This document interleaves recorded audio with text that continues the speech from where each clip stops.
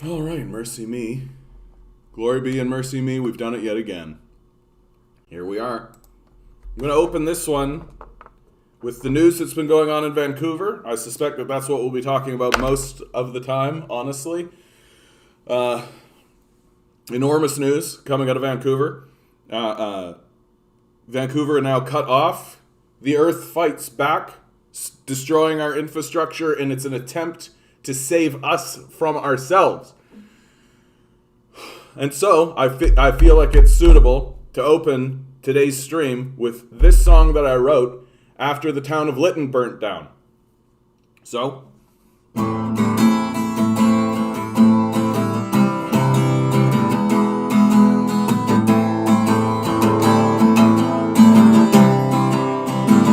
what happened to Lytton? You embarrass me with your stupidity. What happened to Lytton? I'm not gonna burn down quietly. Harvest the bones from your loved ones' graves. Brew up the dark elixir. Pour out their souls to infernal machines, burning their souls to go quicker. What happened at Lytton? You're embarrassing me with stupidity. What happened at Lytton? I'm not gonna go down quietly. And when they flee from our machines in clouds of black exhaust, they'll find their vengeance in the skies to bounce out what they've lost. What happened at Lytton? You're embarrassing me with stupidity. What happened at Lytton? I'm not gonna burn down quietly.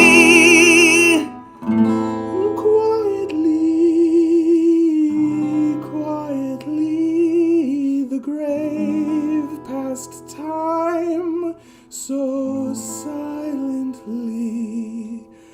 Why wake us from our peaceful sleep? We'll see you join us in the deep. What happened at Lytton? You're embarrassing me with stupidity. What happened at Lytton? I'm not gonna burn down quietly. What happened at Lytton? You embarrass me with stupidity. What happened at Lytton? I'm not gonna burn down silently. Let the dead sleep silently. Let the dead sleep silently.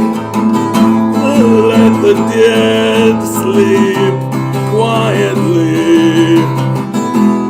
Let the dead sleep silently.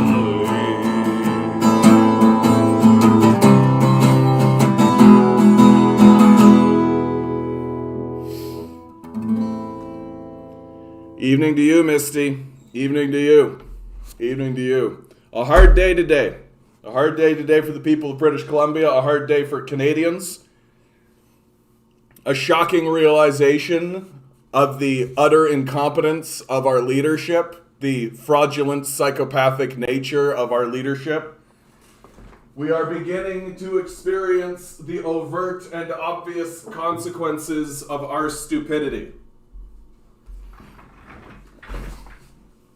We are literally trading the future of our own children and the future of mankind itself for money we made up. That is how stupid we are as a people. That is the conversation that we are actually having. Have you noticed? Have you noticed the actual conversation that we're actually having and we're actually supposed to be taken seriously?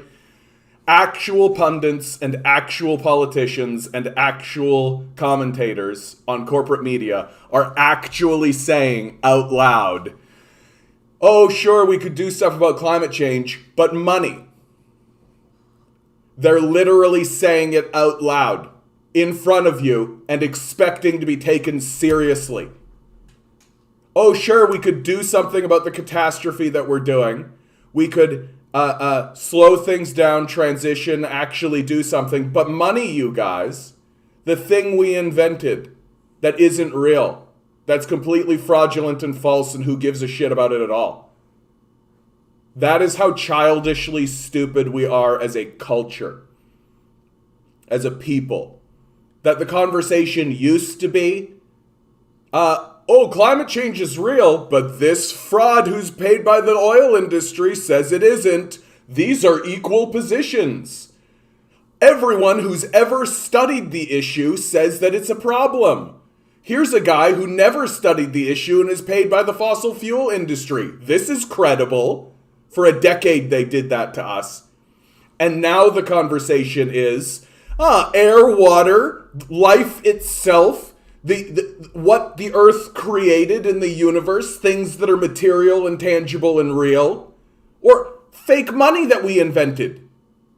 Literally a game that is completely irrelevant, and once it goes away, no one will understand why we were using it in the first place. These are the same, right? These are of equal weight and concern, right? That's how insultingly childish we are as a people. It's gotten obvious. The frauds who are continuing to defend this system should be put on trial for treason. We are now, if there had have been a town of 10,000 people in the way of those landslides, that town would be gone. We are not going to win this fight if we continue fighting. I said it in today's video and I'll say it again. The earth does not need us. We need the earth. The earth has rules. We cannot enforce rules on the earth. If we continue to fight against the obvious rules that are obviously in front of us, obviously, we will lose, and the earth won't care that we're gone. This is getting very serious. How serious is it getting? How serious is it getting? If you're just listening, I'm showing pictures. A flooded highway. Breaking down. Here's a town literally submerged underwater. People escaping their homes in boats, evacuating. People lifting up livestock and cattle, calves, in order to try and salvage it. The water coming in and decimating railways. Here's a rainfall summary. Heavy, heavy rains. Unprecedented weather events.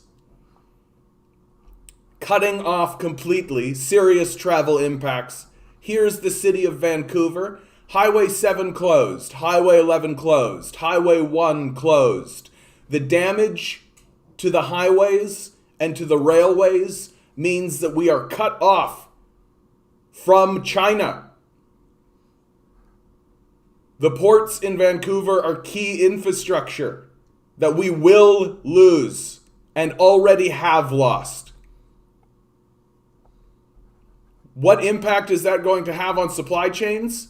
Here is some pictures sent by one of my Patreons. Already, instantaneously, boom, empty shelves.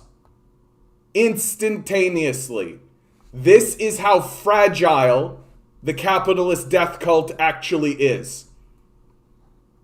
Our supply chains are being wiped out by rain and weather, and it's just beginning. Do you understand? These are the shots across the bow. These are not the end times. This is the beginning of the end times. It only gets worse from here. Significantly worse. The infrastructure that we are losing now is lost infrastructure. Maybe we'll be able to build it back. It will be destroyed again. And we're not going to build it back, because that would require confronting the capitalist death cult and having them actually use their money to do something useful. And that's not what they're about.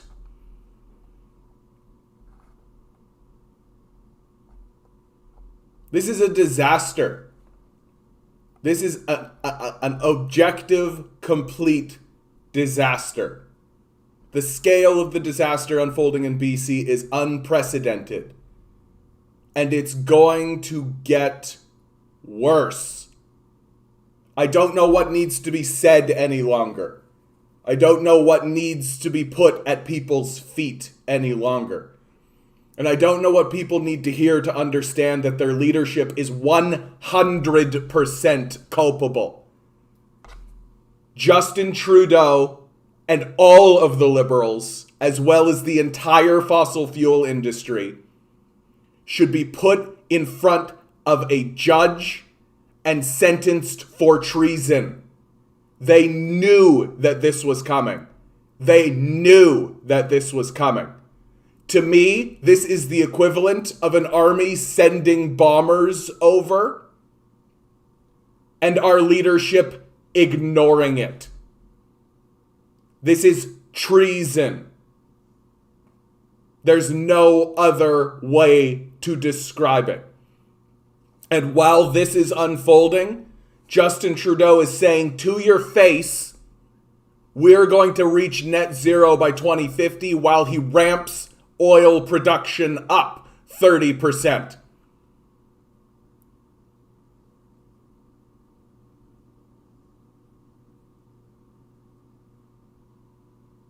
Surround the halls of power. Surround the halls of power. There's nothing left. Our system, our leaders, everyone is fraudulent, without credibility entirely. This was avoidable. If our leadership had have been adults, if they had have actually cared, if they weren't raging psychopaths, they would have done something about this in 1982 when they knew about it. But instead, we're all just going to stand by and watch as this catastrophe unfolds again and again and again and again. And then we're going to go to the ballot box and we're going to keep voting for it. There's something wrong with us. We have a mental illness. We are in a mass hysteria. There's nothing left. There's no other explanation at this point. We are choosing our destruction. We are deciding to die. We want to. It's obvious. How do we know that's the case? Because we keep voting for it. The Karens and the Kens are going to kill us. The Karens and the Kens keep believing that they can just talk to the manager of these disasters. Yes, I'd like to speak to the manager of the Sun, please. This absolutely childish worldview, this absolutely reductive, bow your head in obedience, just keep voting liberal, that'll get it done. This is a crime committed by the liberals, by the conservatives, by the fossil fuel industries. They should all be incarcerated. Without a doubt, to a man, to a woman, every single one of them. They decided actively to do this to you. This is what they wanted. because they were lying to you the entire time about dealing with this issue. Their crimes cannot be overstated. They are as evil as any evil force that has walked this planet. As any evil force that has walked this planet. The destruction and the death that they have allowed occur is on their heads. Because they refuse to acknowledge that the earth is more powerful than they are. And always will be. If you can't tell, I'm fucking mad about this. Like, I'm fucking mad. Like,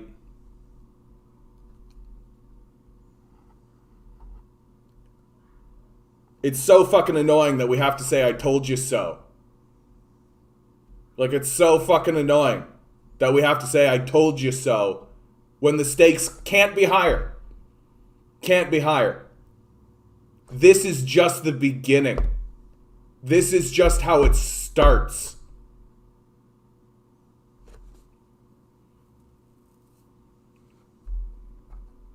All right, what are you guys saying? Good to see you all, by the way. Good to see you all. Has there been more flooding in the world than usual? It seems that way, but I wasn't following past years. Yeah, and the flooding is getting more extreme, right? Because what's happening is as we fucked with the system, right? For paper money, fake dollars that don't fucking matter even a little.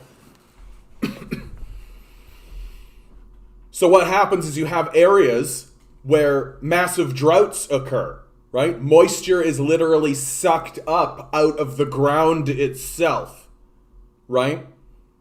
Lakes are being sucked up, and then it goes into the system, swirls around the earth, and then dumps out on another part of the earth. And so you have droughts in some sections, wildfires in others, and then massive floods in others. And none of our infrastructure is prepared for it because we've been completely ignoring it. Completely ignoring it. While actively being aware that this was a problem. Like, we know. Like, the people who were in charge of this were well aware that this was going to happen. They betrayed us. This is betrayal. There's no other word for it. Hey Mystic, how you doing? Nova Scotia, good to see you. Watching on PS4, texting on phone. That's dedication, Barnabas. That's dedication. I want to put it in the chat, by the way. I want to put it in the chat. Barnabas has been really, really putting pressure in the Discord.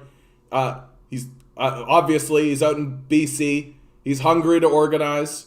I hope you can find a group to organize with, Barnabas. I guarantee they're out there. The Fairy Creek crew, right? Alone, the Fairy Creek crew. If anybody is in the chat, please, please, please. We're trying to make connections. We're trying to fight back against this fucking apocalypse that we're being abandoned to by our leadership, who is completely culpable.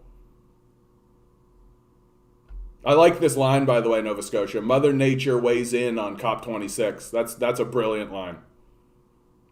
Anytime I feel down, just come to your stream, John. Oh, well, that's good. I'm glad I'm able to lift your spirits amidst the catastrophe. Yeah.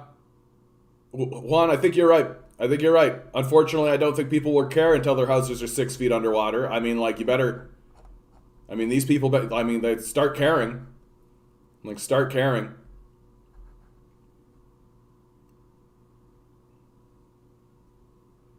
Check live stream channel for fitting tweet. Trudeau. Canada is a major oil gas producing company or country. Yeah. Trudeau says in what was definitely not a Freudian slip. Yeah. Yeah. Like, I mean, at this point, he's just admitting that we are a necromantic death cult, right? We extract the bones of our ancestors from their graves in order to put them into infernal machines so that we can what? Like, anytime I walk out of this building, I see all these fucking cars zipping by. I'm always like, what is this fucking for? Like, what is this for? Like, for real. No one can ever explain this to me. No one ever has a good answer for me. What is this for? What are we doing here? What is all of this? Is it literally just so that billionaires can jerk off over their pile of gold coins? Is it literally just Scrooge McDuck swimming through money? Is that literally what this is? Like, fuck that. Fuck that completely. It's like a worldwide assisted suicide, exactly. Mocked reminding us that we still have to pick today's number. Let's pause. Let's take a breather.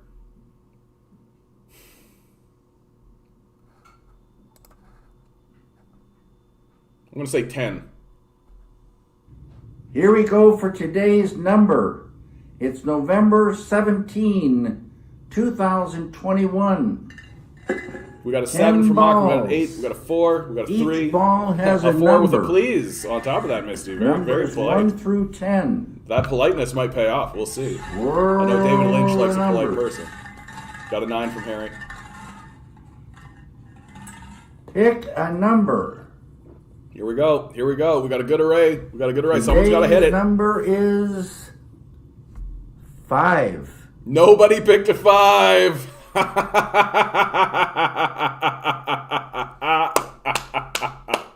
Get fucked. Literally every other number got picked, eh? Like a 1 and a 2 didn't get picked. The chances of us missing this number, guys.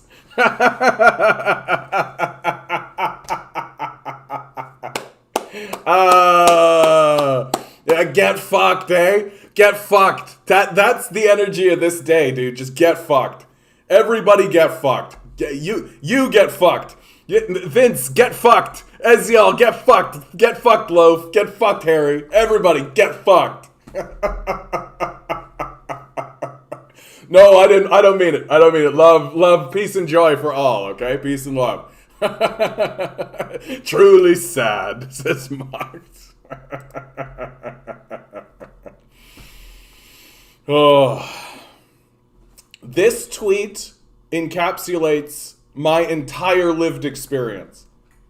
It's so weird being raised by Christians and spending your entire childhood being told to care about others. Then one day they're just like, you're not actually supposed to care about others, you stupid socialists.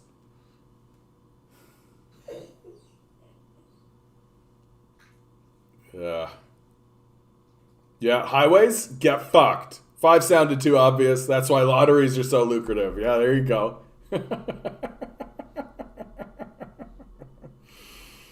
But this is exactly right. Like, this is my entire lived experience. Like, care about others, love and peace. Here's a guy named Jesus telling you to love everybody, right? All that kind of crazy shit, right?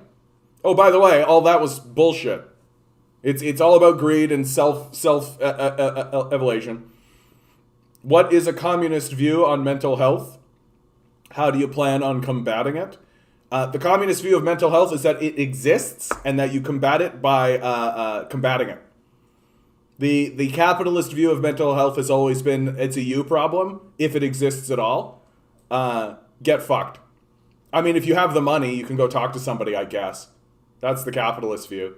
The communist view would very much be like, no, like, go see a doctor because you can go see a doctor, right? Go see a mental health professional because you can go see a mental health professional because we don't care about the fake money dollars that don't matter. Like, oh, I can quote you the party stance on mental health. There you go. Barnabas with the book in hand. For Bumble Guppy, yeah. Bread for Bumble Guppy. Haven't seen him in weeks and weeks and weeks. I worry that we've lost him. I worry that we've lost him as a comrade. I think we had I was having a conversation that I think I was feeling very flippant, and I think he was taking it more seriously than I was, and I think he walked away because I think I was joking and he was not, and I think it. I mean, that's kind of a lesson for me that when it comes to, I'll be straight, it's issues of suicide, right? When it comes to that kind of thing, like, maybe I shouldn't be joking about it as often as I do. Christian family prays to God to stop their children believing in an imaginary friend. Yeah, I mean, and like, like here's the absurdity, okay, of the Christian position, right? Like, God is defined as the collection of all things. Like, read the Bible one time. It's impossible to avoid this. This idea that, like, God is a man living in the clouds is like a farcical fairy tale idea that really just tells me that people don't actually read the literature or understand what they're talking about. And, like, this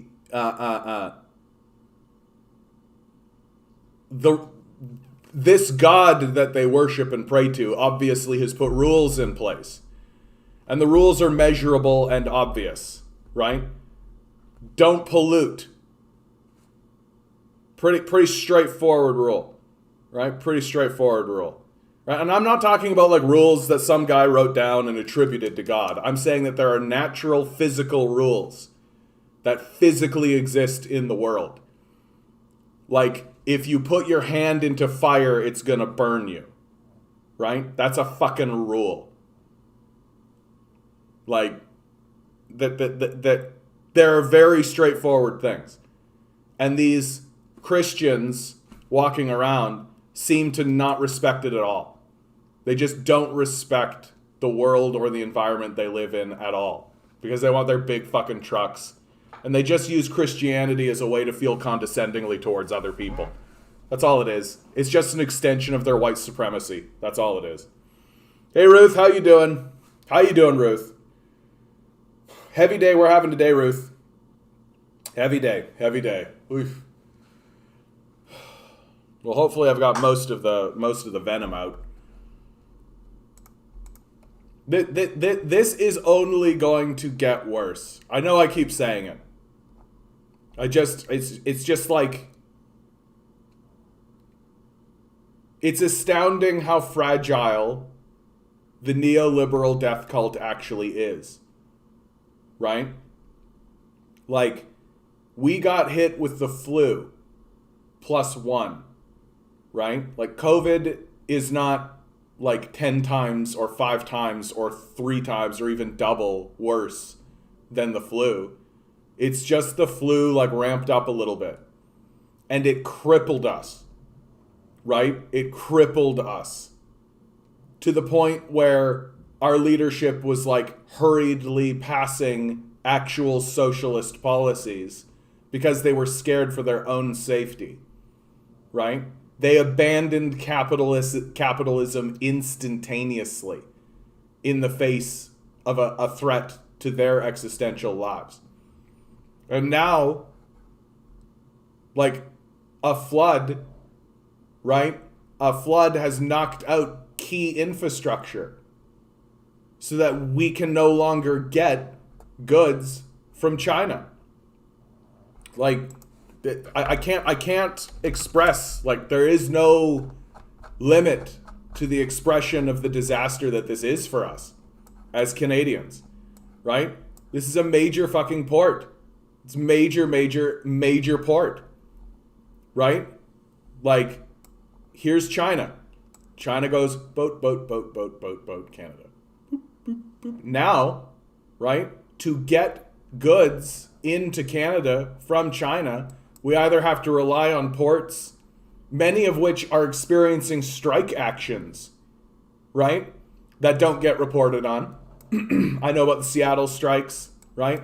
Los Angeles is having strikes. San Francisco, certainly Portland, right? Strikes all along the coast here, and now key infrastructure is being knocked out. So for China to even get goods to us now, it literally has to go around the rest of the globe and come in this way, right? Or send stuff through the Belt and Road Initiative and have it come like this. And we don't have any of those deals made to allow this to happen. And what we're seeing, right, Barnabas, I mean, I told everyone, set a network before this happens, but you've got to remember, right, we're dealing with a short-sighted, childish, psychopathic death cult, right? Creating like a redundancy, creating like a secondary network costs money, right? Costs money. They're not interested. Like, you could have put a port up at like Port Rupert, right? Put a port up here. Look at that. There's a road that goes all the way here. They're not doing that. Right? They're not interested. Why? Because it'll cost money. Right? The fake money dollars. Right? The shit we invented that doesn't actually matter. That you literally can just go out of thin air. That literally the Minister of Finance can walk to the Bank of Canada and say, print $1 trillion. And the Bank of Canada will go like, well, probably a bad idea. And the finance minister will go, print $1 trillion. And the Bank of Canada will go, okay. And they'll do it. Out of fucking thin air. Money is nothing. It's literally nothing. And now even less so. Because it's all just on a screen. They don't even need to like print anything. They just go 1 0 0 0 0 0 0 0 0 0 0 0 0 enter. And they've done it. It is actually that easy. And we've got our heads up our asses about this. We literally are sitting there being like, money is the thing, money. Oh, money, you're so money. Literally while the ground around us crumbles.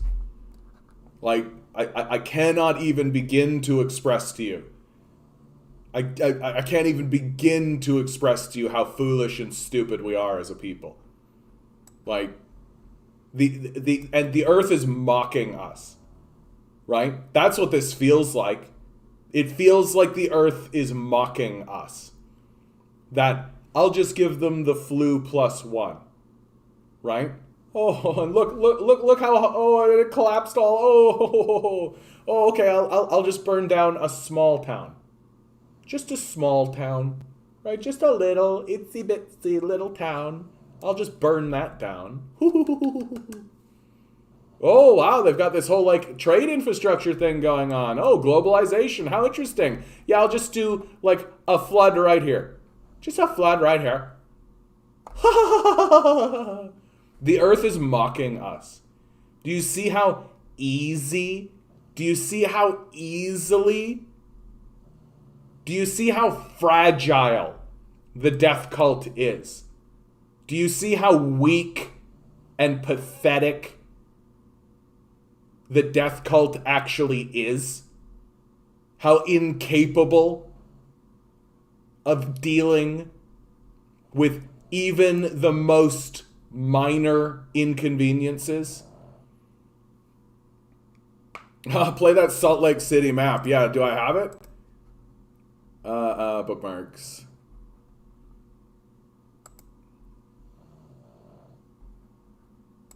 Capitalism's fine. Capitalism's fine. It's totally working. It's totally working. It's totally working all the time. Completely, right? This is the difference of 5 years. 5-year difference. And it's actually old news too, because this is 2016.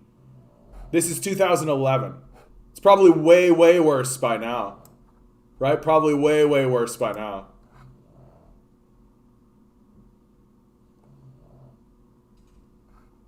Like, we're extraordinarily dumb at this point. Like, it cannot be argued. I try, Ruth. I try, Ruth. God help me, I try. Remember the climate migration documentary by NBC a few months ago? No one listened. Even the mainstream media has warned us. Whoops. I'm so popular. I'm so popular. Socialist Action keeps calling me to be like, hey, we've got a thing, you should join it. And I'm like, literally like, I am live streaming every weekday. Like, you guys know this at this point, but they call me anyway. Like, Anyway. So, Socialist Action. If you are not connected to a third party, non-affiliated political organization, consider Socialist Action. They are well organized, highly motivated. They show up. That's what matters the most. They show up. Longer supply chains, more profit for the bigs. Stop hoarding, says Kamloops mayor, as grocery stores' shelves go bare. Is hoarding even the cause of any of this? Yeah. I mean, I wouldn't be surprised. Like, I think people do respond to these sorts of crises. Like, remember at the beginning of COVID? Right? COVID began and everybody hoarded toilet paper, remember? Right? Like, it's not happening because it's rational. Right? People aren't doing this stuff because they're sitting there being fucking rational. Right? This isn't rational behavior because the system they operate in isn't rational. Right? Like, we are going to have to ration food. That's the rational thing to do during these periods of time. But that's not how the chaos system works, or what's called the free market system, right? The chaos system operates through chaos. First come, first serve. Hoard how much you want. Who cares, right? The free market will decide, and if the free market decides you go hungry and starve, so be it. That's the chaos system. That's the principle of chaos that we operate under. Long supply chains are vulnerable in times of war. The distance between Moscow and Berlin is 1.8 kilometers, which hurt the Nazi war machine, which depended on swift strategic victories and was a major factor. Another thing that I'm beginning to read up on, especially as the Soviets, the Soviet archive just opened up, Like, that's something really, really crazy that happened fairly recently, is that Putin opens up the archives from the Stalinist period. So there's all of this new information that's come out of internal documents and like a ton of internal stuff about during the Stalinist era. And people are starting to sift through them, capitalists and communists alike. And so you're getting like entirely new perspectives and entirely new things. And what this new documentation is starting to shine some light on is that the encirclement plan, right? The Soviet encirclement plan, which always got criticized by the West as being a failure, right? Because there were heavy casualties and all this kind of stuff. But the Soviets were doing these encirclement strategies as a counter to the Nazi blitzkrieg, right? The blitzkrieg was a new strategy that the Germans employed. It's how they took France, right? It's how they took Paris. That they were able to move so swiftly and move so quickly that their opponents weren't able to respond, so that they would already have taken over crucial infrastructure before their enemies could mount a defense, right? It was a new strategy that could only be employed because of the new technology that was coming out of Germany. The Russians understood this. They studied the blitzkrieg strategy, and they came up with a strategy not to defeat the Germans in head-to-head, but just to slow down the blitzkrieg and to put the Germans in a position of defense. And so they forced a series of defensive German battles through this policy of encirclement, which appear to be losses, which appear to be critical losses, but that the Soviets understood that they were going to lose, because the whole point of them was to prevent the Germans from blitzkrieging Moscow. It was completely done to slow the German war machine down so that they couldn't get into the factories, right? And it worked. It was completely successful. It slowed the German war machine down. It allowed the Soviet war machine to continue churning out with its higher productivity and its higher capacity to outproduce the Nazis. So this factor of slowing the Nazis down is likely what wins the Soviets the war. And of course, then the capitalists and like the BBC will be like, and at what cost? And it's like, at what cost? Shut the fuck up, right? You're fighting Nazis. Like, God damn. The pandemic proved there's unlimited money. We've witnessed the largest transfer of public wealth to private hands in the entire history of public wealth. And then on top of that, Harry, the inflation that we're experiencing now, like, printing money has a consequence. It's not just free to do, right? You can do it, right? Boom, and then deploy it where you want. But you also have to tax money away, right? To balance the money supply. Because if you don't balance the money supply, then money becomes valueless, right? If you have unlimited of something, then it is actually without value. You can't sell it. Like, you can't sell air, right? Like, if somebody put air in a can, although there are places who have done exactly this, so I shouldn't say it, but it is true. Like, if somebody tried to sell you a can of air, you wouldn't buy it, right? It would have no value because air is everywhere, right? You can get it for free. It's freely available to everybody. And it's the same with money, right? If you have infinite money, then it's worth nothing. So there is like a set amount.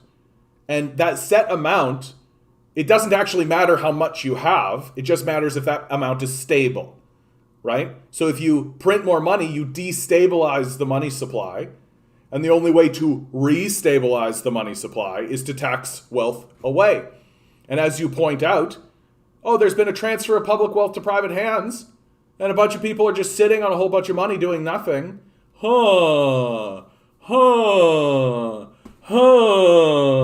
Real conundrum, right? Like real, this is a real fucking puzzle, right? And the only reason it's actually a puzzle of any concern whatsoever is because we've dropped into the middle of the puzzle. Oh, the rich people have to keep their money. What? No, they don't. They're worthless. They do nothing of value. If even 10% of these guys' workforces stopped working, everyone would notice instantaneously. There would be dramatic shifts in what happened in the world. If every CEO and rich person stopped doing whatever it is they think they're doing, no one would notice or care. They are worthless. They provide no value at best and massive negative value most of the time. And the people who are like simping for these capitalists are egregious nightmare people. Like I that's the thing I don't get. Like, I get why the billionaires think they're valuable, right? I get why the billionaires want to present as though they're actually doing something worthwhile. It's the simps that I don't understand. Like, you literally, like, you're simping for your own destruction. It doesn't make sense.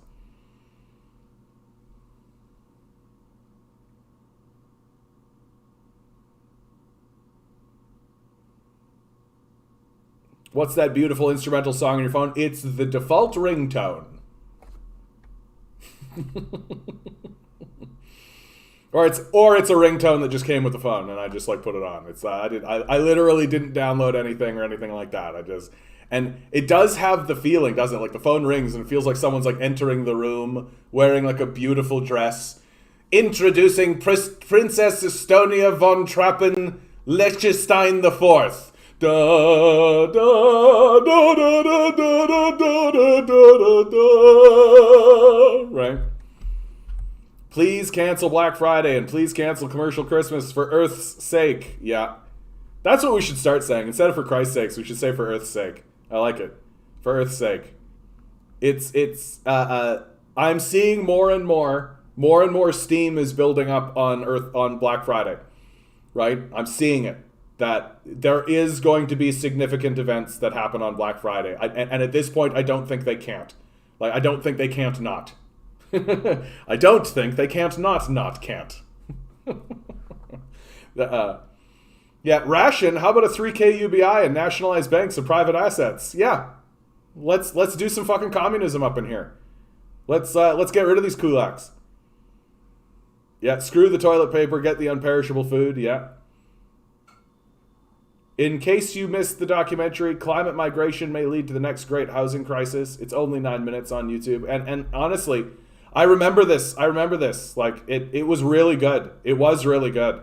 And you know things are getting serious when even the death cult itself is starting to allow truthful media get talked about. Like this, if I am if I am one of the leaders of the death cult, this event, because it's a complete indictment. Like, it's a complete indictment of who they are and what they've done, right? Like, this flooding event right here, like, do you need more evidence that they are without credibility and they are treasonous? Do you? Why?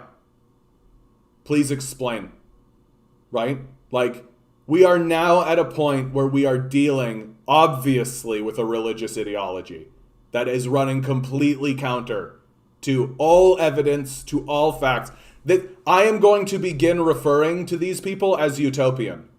Is there a more utopian ideology than infinite growth on a limited planet? Like, is there a more utopian ideology?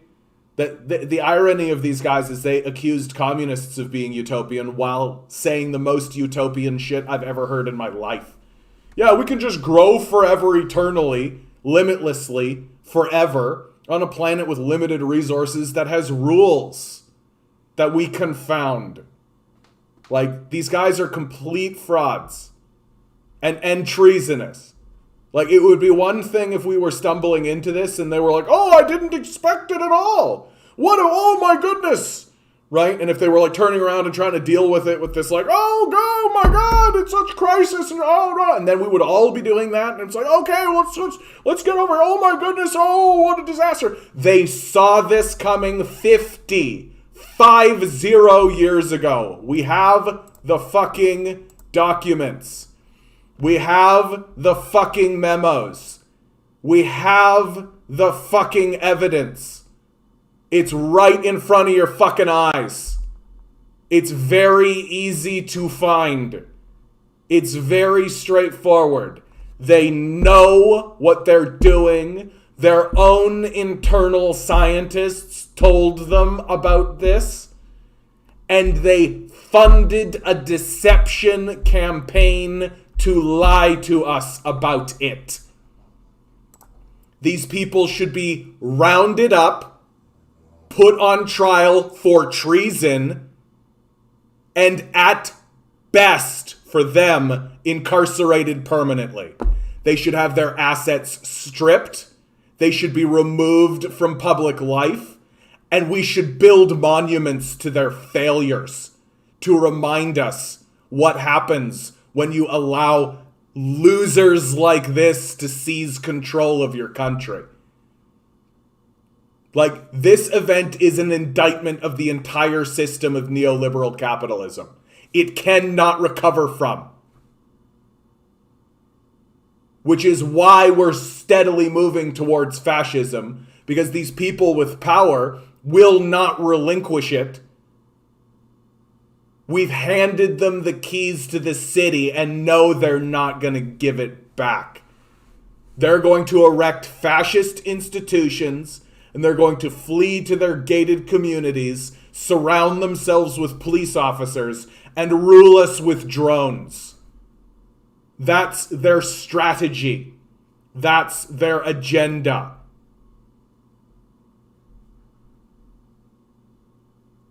Stop participating. Stop participating. These guys are psychopaths. They've been lying to you this whole fucking time. This whole fucking time. There's not one institution that is credible in this society. Not one. I challenge anyone. I challenge anyone to tell me otherwise.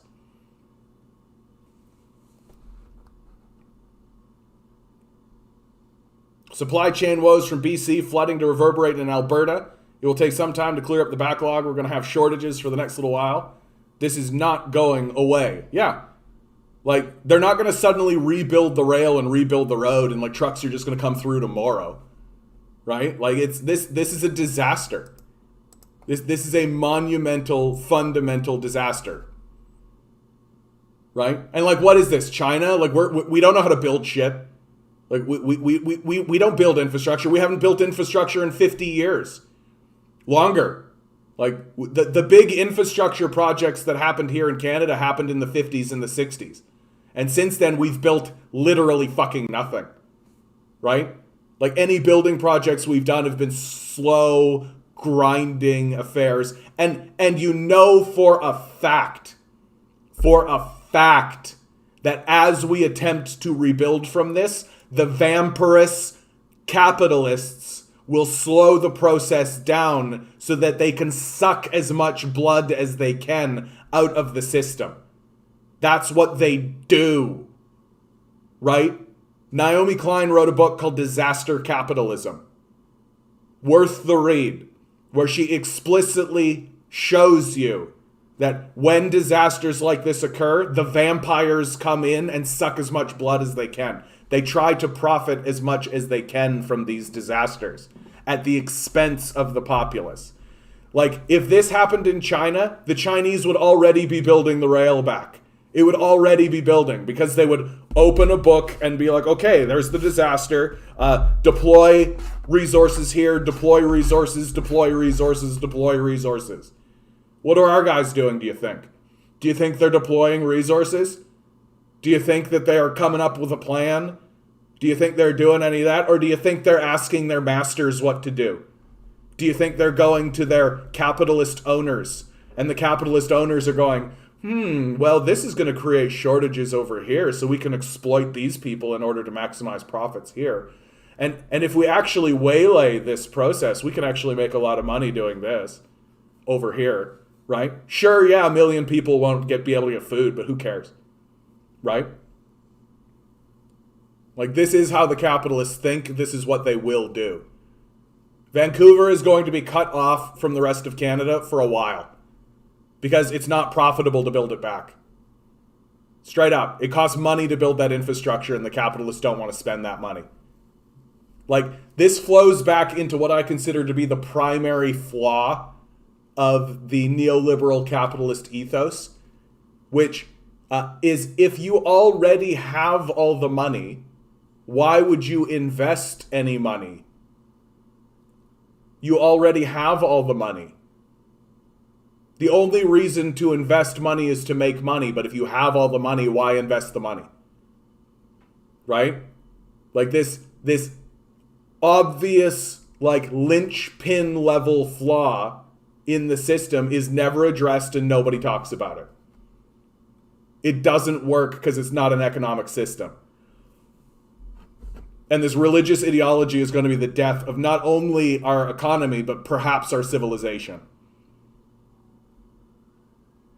Did you hear about Putin blowing up a satellite in space? So now they have started a garbage dump in space too. Yeah, exactly. No, we're just going to be surrounded by trash. Like, I mean, makes sense. We're a trash people. The Soviets also adopted a scorched earth policy to prevent Nazis from securing any resources, which their strategies depended on. The Nazis did the same thing in 1944, but this failed to understand Soviet tactics. Yeah.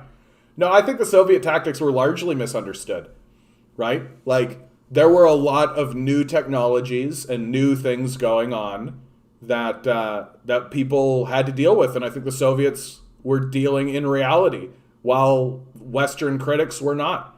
That's why the Europeans were losing the war, right? The Europeans were losing the war against the Germans because the Germans had new technology that they didn't know how to deal with, right? And so who cares what these fucking losers think? Like, literally the guys that were losing the war were like, oh, what the Soviets are doing. Like, they're backseat quarterbacking the winners of the war. Like, shut the fuck up. Like, what white Europeans are like the most embarrassing people to talk to. Americans and like this Western civilization bullshit. It's just embarrassing talking to these people. These people think that like they can backseat quarterback what China is doing. It's like, shut the fuck up. Like, shut the fuck up. Your failed civilization that's going into the shitter, like literally falling into fascism after we watched another civilization fall into fascism. Like, we learned nothing, we don't know anything, and we feel we have the right to say anything about any other country. What an embarrassing people we are. We're so fucking embarrassing. Can we all just agree money isn't real? Yeah. If money isn't real, why are psychopaths hoarding it overseas? Like, but this is just it. Like, they do think it's real, right? So it's religious. It's religion. Instead of worshiping God, right, they're worshiping money, right? Instead of paying homage to a physical reality, the earth, they're worshiping a false idol of their own creation, money. It's completely religious. And it's not rational. Like, these guys are not capable of reason. They're not rational. They've lost their sense of reason. Capitalist plan: use the government as a piggy bank till they're richer than the state, and then break into feudalism. Yep, that's what's happening. Even if it's not their plan, it's what's happening. Because they still, although it's hard to argue that it's not their plan, right? Like, a guy like Bill Gates is literally buying up all the farmland. Like, it's pretty obvious that they're getting prepared for like a techno-feudal period. Like, it's pretty obvious that's what they're doing. Because they still believe it has value, while it hasn't had any value since we went off gold standard. Well, I mean, you're getting into like a really interesting theoretical kind of thing. That monetary money theory is really interesting this way. But gold doesn't actually have any value, right? Like, what's the difference between like a piece of paper and a fucking shiny rock, right? Like, money doesn't have value. It's not. The only reason it has value is because we attribute it value, right? And because the state, and it's always been the state, says this has value, and and you can't argue with the state, right? If the state says it has value, then it has value, and if the state is willing to exchange it for food, right, then it has value, right? As long as you can exchange it for goods and services, but the reason why our money supply is getting devalued so badly is because of inflation, but then also the capitalists are creating scarcity, right? It's getting more and more difficult to get money. So not only is the money losing its value, it's also getting harder to actually get, right? Until finally no one will actually be able to get it in the first place, and then it loses its value completely. Because if you can't actually get it in the first place, and then when you do get it, it doesn't actually exchange for goods and services, then it's worthless, right? And that is what's going to happen. That's how it goes. Like, if you don't give a fuck about this stuff, if you think it's just about hoarding it or mass accumulation, without the realization that the mass accumulation of the currency renders the currency valueless, right? Which is just factually true. Like, if one person has all the money and no one can have access to the money, then it's valueless. Who cares if you have it, right? Elon Musk can sit with a bank account with $1 trillion in it, and it doesn't matter at all. Like, that's the deep shame of this whole thing, is that all of this hoarding and wealth accumulation is literally for nothing. Literally for nothing. Because it doesn't matter. It doesn't matter if he has $1 trillion, right? It doesn't matter. It's going to collapse the system. It's going to collapse the economy. It's going to create mass misery, right? For nothing. For fucking nothing. And that would be true if it was the gold standard or not. Like, who cares about these shiny fucking rocks? In truth, money only has value because of the power of the state. That if the state said, we no longer accept the Canadian dollar as valid trade, then it would be worthless instantly. Like, instantly, overnight. Like, we would literally not use it if the state said it wasn't valuable. And the state asserts its authority and continues to give money value because of its ability to tax it. Like, and as long as the state has authority within the society, as long as the people consider the state to be valid, well, then money is valid, right? Anyway, this is a big, long conversation you can really get into. Yeah, a capitalist. How can I profit from these floods? That's exactly accurate, Major. That's exactly accurate. How can I profit from these floods? How can I maximize the misery of people while simultaneously making as much money as possible? That's exactly how capitalists think. Things keep happening to make the world see the truth of the value of life. I hope the billionaires are destroyed first. Yeah. Barnabas asking, anyone in BC want to organize more? I hope you find more people, Barnabas. I can feel your energy. I can feel it. And unfortunately, I think in the Discord, there's not that many people from BC. Like this is the problem with what's happening right now, right? Is that we're very spread out. We're way all over the place, right? Like we got people all through America. We got people all across Canada, right? And some people are beginning to find success. I know that there are people organizing in Alberta, for example. We've got some Albertans that are connected that are starting to get into the Socialist Caucus in Alberta for the NDP.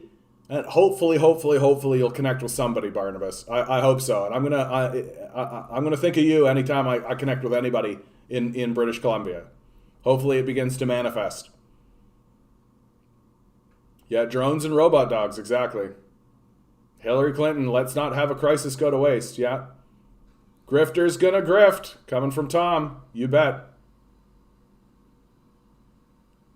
Touch base with me, Tom. I'd like to organize with you, bud. Invest in meat. Thousands of farm animals dead in BC floods, agriculture minister says. Yeah. I mean, for God's sakes, like you saw this picture, right? Like, so it's not hard to imagine. Yeah, public-private partnership, toll highway incoming. I think that's exactly right, Tom. That's exactly right. And as they're like negotiating and dickering around with that, right? Like China will erect another city out of nothing. You know? Like they'll shoot another fucking rocket at Mars or whatever. Put a moon base. Like literally the Chinese and the Russians are going to build a base on the moon, and we're still going to be rebuilding that highway. Trudeau and feds caved in and canceled the costly PCR test for cross-border travelers due to public pressure around the halls of power. Oh, it works. Oh, it works. Surround the halls of power. It works. Here's some evidence. China would have the roads back in 2 weeks. Yeah. Those are just the facts. China will take over because the West's ego is more than logic. Well, I mean, and for goodness sakes, guys, like, come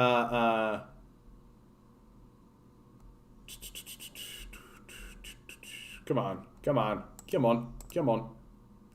I had it at my fingertips and then it disappeared. Isn't that always the way? China has surpassed the US as the richest country on earth.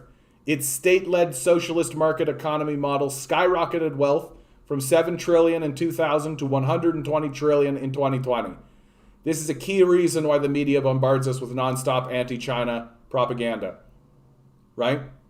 That the Chinese have already surpassed the United States, and it's going to get worse as North America and as the United States goes into a mass decline. The only thing that's going to prevent China from continuing its ascent is natural disasters, which they're not immune to, right? Like, they have a lot of low-lying land. There's a lot of areas in China. If the sea levels go up even a meter, they're going to lose major cities. Major cities. Like, the difference is that China is going to do something about it and be prepared, right? The Americans are not. Obviously not. Like, the Americans are obviously not going to be prepared. Like we have done fuck all. Like, we do not care about this. We don't care. The only reason our rulers are even talking about it is because of public pressure. It's literally the only reason they're even talking about it. And if it wasn't for the fact that people were insisting it and then voting on it, they wouldn't say shit about it. They wouldn't care at all. Right? It's time to surround the halls of power. Like, I genuinely don't know what it's going to take. Like, tell your friends, tell your family, connect with everybody. Like, if you've got someone in your life that's kind of like, well, what can be done? You send them here. You send them here to talk to me. Right? We all have to be organizing. We all have to be connecting with our friends and our families around us. You should be knocking on doors in your neighborhood. Like, I say that for myself too. Like, I should just go down the halls of my own apartment and be like, hey, isn't it cool how climate change is destroying everything? Do you want to do something about it? Yeah, I should definitely do that. That's a good idea. I'm definitely going to do that. I'm gonna bake some cookies. I'm going to make a little flyer. Walk down the halls, put on everybody's doors. Hey, if you actually think that you want to survive or let your children survive, maybe let's organize. Like, fuck this. Like, fuck this, right? Like, pretty straightforwardly. Like, fuck this. Printing money allows the government to expropriate resources from the economy. I mean, yeah. Like, money is always used to action something, right? Like, and you can always do this. Like, any government can do this. Create money, fire it at something, right? Activity begins. But and it's I mean, anyway, gold has no value either, but they use it as a scarce resource. I'd wish we go back to the barter system of giving what we need to each other. You know what's interesting is that this idea that we used to have a barter system, it never existed. It has never actually been observed in any society, including like tribal societies, right? Like this idea of barter, that like I've got a chicken, let's trade it for your eggs or any of that kind of stuff. Not how people organize, not what people actually do. That the earliest systems that we can find are actually systems of credit, right? That like I will give you a chicken and write down that I gave you a chicken, right? And from that process arises some kind of common currency, right? Like that's why I'm pretty skeptical about the idea that we can just get rid of money, right? Like I don't think you can.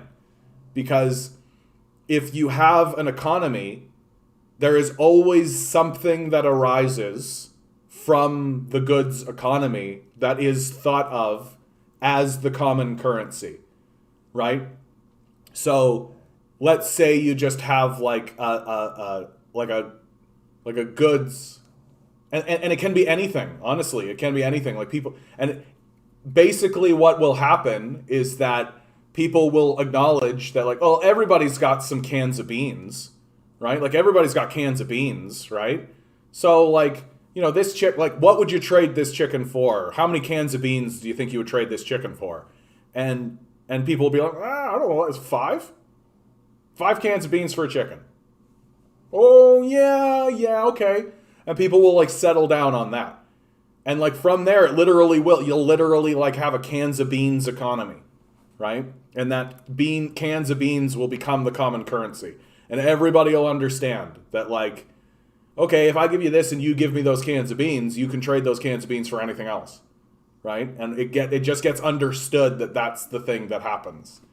Until something upsets the cans of beans economy, right? And like somebody comes in with like 100 million cans of beans. And it's like, well, now cans of beans don't really have the value they once had. And like, economics is complex, guys. It's complex and interesting, but it truly has never been the case that we take something and we barter for it like on a 1-to-1 kind of basis.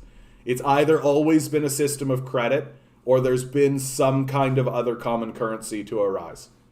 Like, and when I say system of credit, like I literally mean like it's just trust. You just like, yeah, I'll give you a chicken. You hit me back later. See ya, peace. Right? Like. And there's plenty of evidence that shows that these systems of credit arose before writing did, right? Some of the earliest documents we have are not like a guy writing a document. It's somebody like drawing a picture of a chicken and being like, and just tallying how many chickens.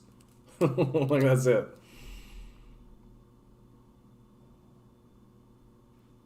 Does this mean does not equal currency? Money does not equal currency. Currency does not equal money. I mean, like, those are very fine distinctions. gold has innate value because of its usefulness. I mean, what a person can use it for. I mean, that's another reason to actually get off the gold economy, right? Like, I mean, because you kind of don't want your money to actually be also for something, right? You don't want it to necessarily have a utilitarian purpose because you want to be able to use your gold. You don't want to have to sit on gold, right? One of the reasons they went off the gold standards that the Soviet Union and South Africa had access to lots of gold. Yeah, there you go. See, like, and money and currencies get used as warfare, right? There is like a war element to it, which is like the major reason why the United States is actually going to decline on the world stage, right? The United States is going to decline on the world stage because their money is connected to the petrodollar, right? It's connected to fossil fuels.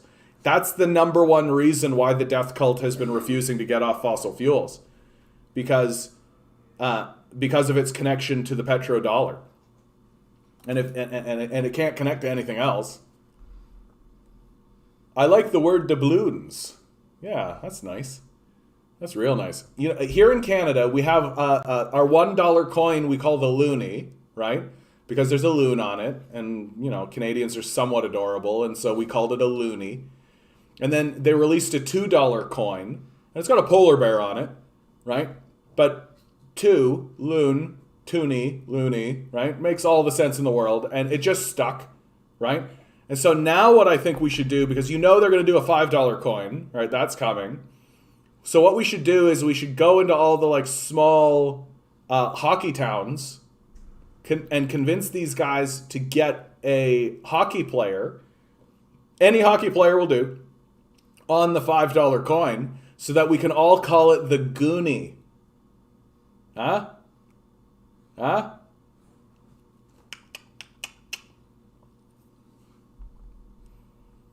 Even if you only barter, eventually you have to buy dollars to pay your taxes. Yeah. I hate that it jumps down like that. You guys are saying all kinds of nice stuff.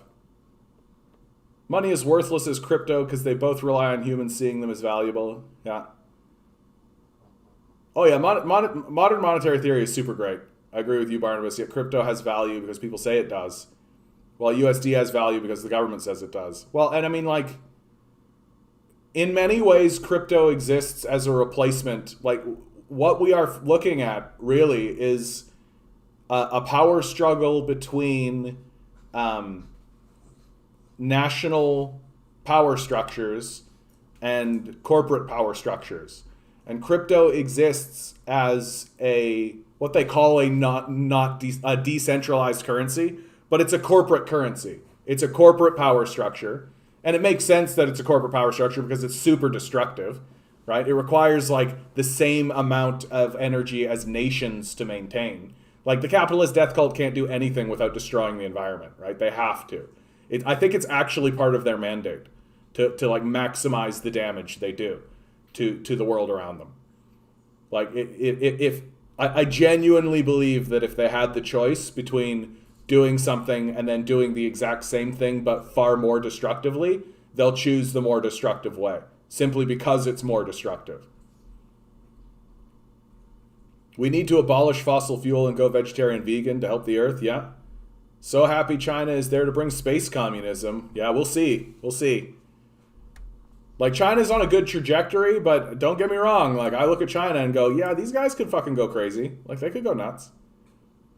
China built a hospital in 2 months where Brampton still has one hospital for 650K people. Yeah. Because they don't care. There's no money in it. There's no money in helping people.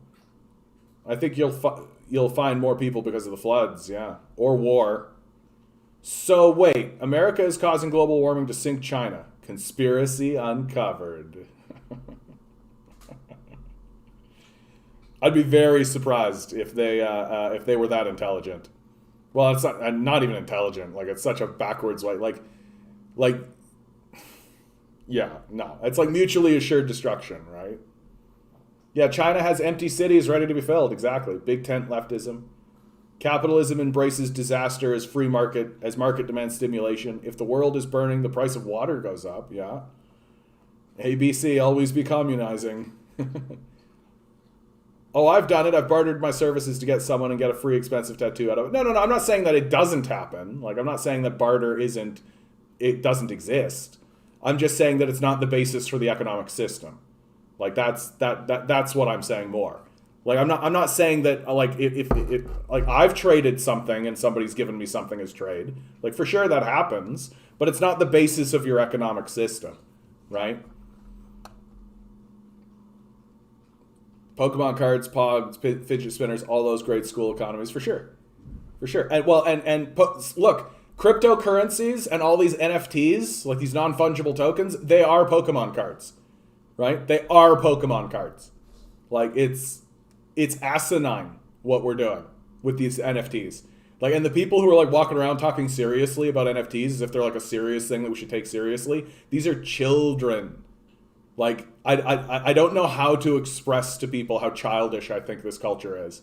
We're literally trading Pokemon cards that burn fossil fuels in order to continue to pollute our planet so that rich people can be like, look at the Pokemon card I have. Ha ha ha ha ha ha. We're so fucking stupid.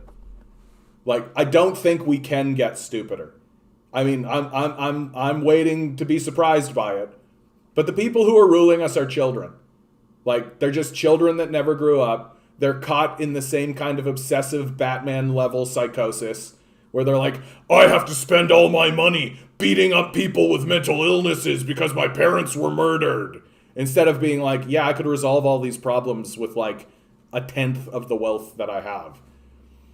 Hey, Mr. Wayne, you could actually spend a bunch on social services. Batjet! I need a Batjet to fight people with mental illnesses, Alfred. Like, it's a psychosis. Like, Batman is amongst the worst creations we've ever made in our society. The idea that some rich asshole is allowed to be a vigilante to beat up people with mental illnesses instead of paying taxes to improve the quality of life for the people with mental illnesses he beats up. It's egregious. Batman in no way is a hero. Not even, his story is a tragedy. That's the reason why they can't make a good Batman movie. Because they keep trying to present us Bruce Wayne as a hero instead of as an obvious man with a psychosis. He's a tragic figure. If he was presented to us as a tragic figure, he would be one of the great Grecian tragedies. We would think of him as we think of Oedipus. Like, he would be an enormously tragic figure. But instead, they keep trying to convince us that what he's doing is good. Right? That's why Nolan's trilogy was incoherent. That's why it didn't make any sense. Like, we all loved Heath Ledger's performance, right? We all were like, yay, Heath Ledger, right? He fucking nailed it. Everything else inside that trilogy was incoherent nonsense. If you actually listen to the words coming out of Batman's mouth, he sounds like a fucking psychopathic fascist. He sounds like a total nightmare. And the films are completely bereft. They're just completely bereft of any awareness that this is the case. That you can see that Nolan and Bale and everybody is struggling with like the humanity, the basic humanity of who Bruce Wayne is. And instead of actually presenting us the enormous tragedy that is Bruce Wayne and his lost potential, his wasted life, his total bullshit way of interacting with the world, instead of showing us the mass tragedy that is Bruce Wayne, they try to convince us that somehow he's a hero. Yikes. Like, there's a reason those movies fail. There's a reason why no one will really go back to them and rewatch them outside of Heath Ledger's performance. Right? There's a reason for that. And there's a reason why they're doing this remake with Robert Pattinson so quickly. Because they know that didn't work. They know. And Christian Bale is actually on record as saying, like, yeah, I think I didn't get it. Like, I think I could have done better. Right? Yeah. And I'm like, yeah. Like, it feels like this guy just walked on set and was like, I'm Batman. I'm Batman. Listen, I'm Batman. And that's it. That's his character. Like, you should see Russia's robot jet. It's creepy Sky Shark. A Skyhole Sue without a cockpit named code with a cockpit code named Checkmate. Whoa, dude, what the fuck? Russia robot jet Checkmate. What the fuck?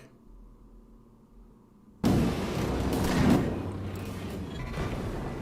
affordable alternative to the Lockheed Martin F-35 Lightning II. The fighter, which was such hardware clients as the United Arab Emirates, Argentina, and can reportedly strike up to 6 targets at the same time. We're so dumb. Like, we're so fucking dumb. Like, we're so fucking dumb. I can't spend any more time looking at that. Humans are a creature of reciprocity. If you give to others, they give to you. I mean, well, I don't know if that's true or not, but credit may predate Homo sapiens. Yeah. Why does it do that? I wonder if that's China is doing. You're a trusty trader. Good credit China score. The credit score, they did away with it. Like, people keep bringing it up. People keep bringing up that, like, oh yeah, you need a good social credit score in China and all that. But like, China's own citizens were like, this is bullshit, and so China was like, yeah, you're right, and they got rid of it. Right? Like, it clearly was something that they tried and they wanted to see if they could actually do good with it, but their own citizens were just like, nah. And so they were just like, oh yeah, okay. In an ONDP meeting right now, we are spending millions on ads. Ads cost millions of dollars and are all focus group tested. In the election campaign, we are spending millions of dollars. I mean, that's all great. But like, I hate to break it to the NDP. Like, if their ads come out and they're all just like, the NDP will flower a future, your future of floweriness. Here are pictures of old people and children, piano music and fluffy rainbows. Like, they're gonna fail.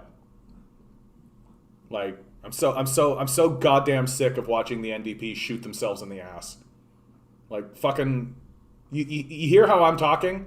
You hear how I talk, right? You hear how fucking angry I am? You hear all this kind of shit that's going on, right? I'm the guy. This is the energy. This is what the NDP need to be galvanizing. Instead, they're just going to be like, moving forward with the future forward moving. Shut the fuck up. Like, I'm so tired of watching these fucking NDP embarrass themselves in front of us, right? And the reason why they're doing it is because they're sellouts too, right? They're just another bourgeoisie party. They're just complete sellouts.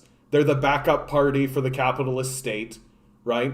So that everybody will like bounce off the conservatives and the liberals and run to the NDP, and then we'll get fucking manufactured consent out of them too, right? That's the objective. It's obvious. It's right in front of us. And it's the reason why they can't actually be like anti-capitalist. It's the reason why they can't actually shit all over this failed system, because they are part of it. They work for it. And so if you can't actually come out and be like, hey, have you noticed that capitalism has failed and everything sucks? Have you noticed that there's like all these fucking billionaires and we should destroy them? Have you if you can't talk that way, then you've got to be like, I'm the precious alternative. I'm the non-threatening alternative to this failed system. And then everybody will go, and then the liberals walk into the room and will say, hey, one thing that's incrementally different. And everybody like, one thing that's incrementally different. And they'll vote liberal. That's what's going to happen.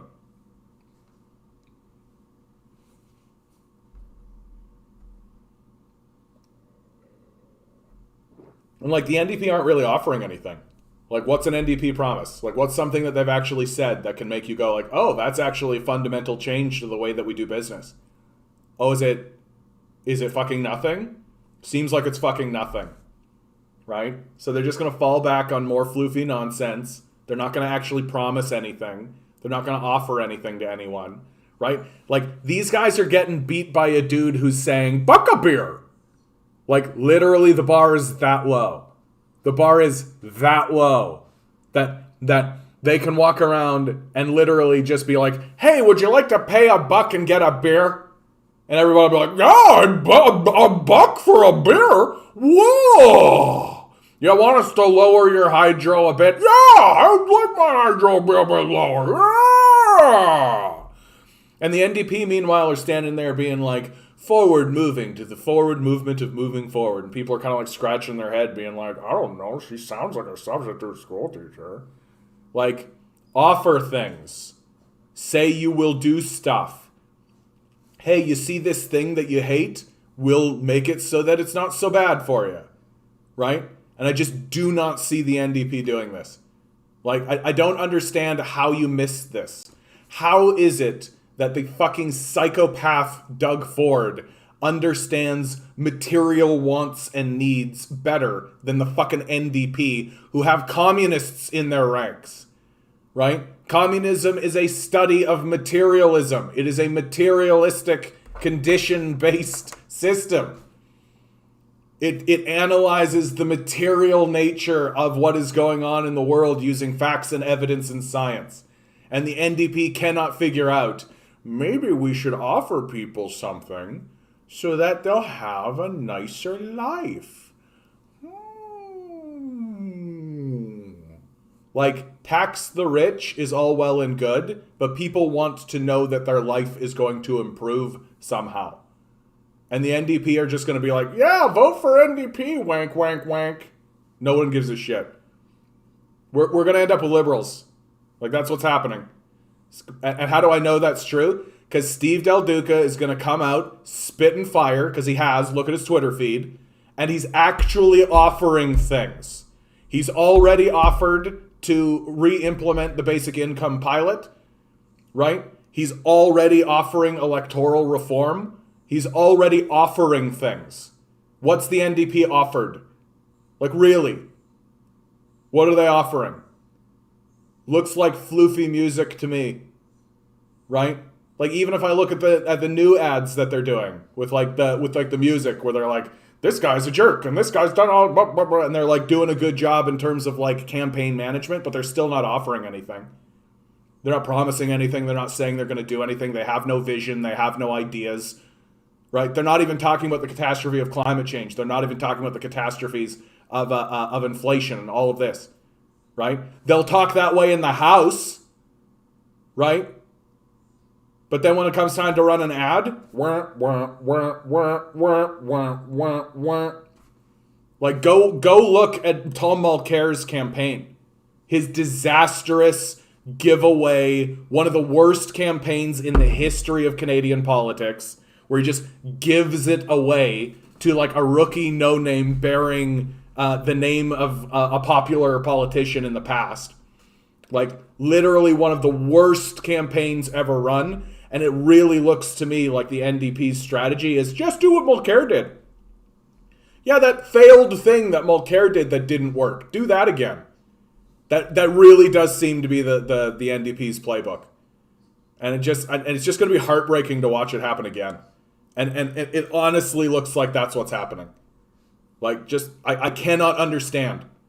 I cannot, like, the only thing that makes sense to me now is that the NDP are so entrenched in the capitalist death cult, along with the liberals and the conservatives, that this playbook that they're doing, right, they only exist so that if things get so desperate and so absurd, people will have a place to flock that's still in the hands of the death cult, right? They don't actually want power, right? They're not actually interested in power. They're just there in case they need to be. That seems to be what it is, which is why their campaigns are so terrible, which is why they don't know how to, like, they don't offer anything, right? Like, Doug Ford has already offered more. Like, it's shameful how bad the NDP are. It's shameful. Like, for fuck's sake, like, get a grip, guys. There are homeless people. Like, there are fucking homeless people, which incidentally you don't show or talk about, right? Because you don't care. Like, the NDP doesn't care about homeless people. They don't give a shit.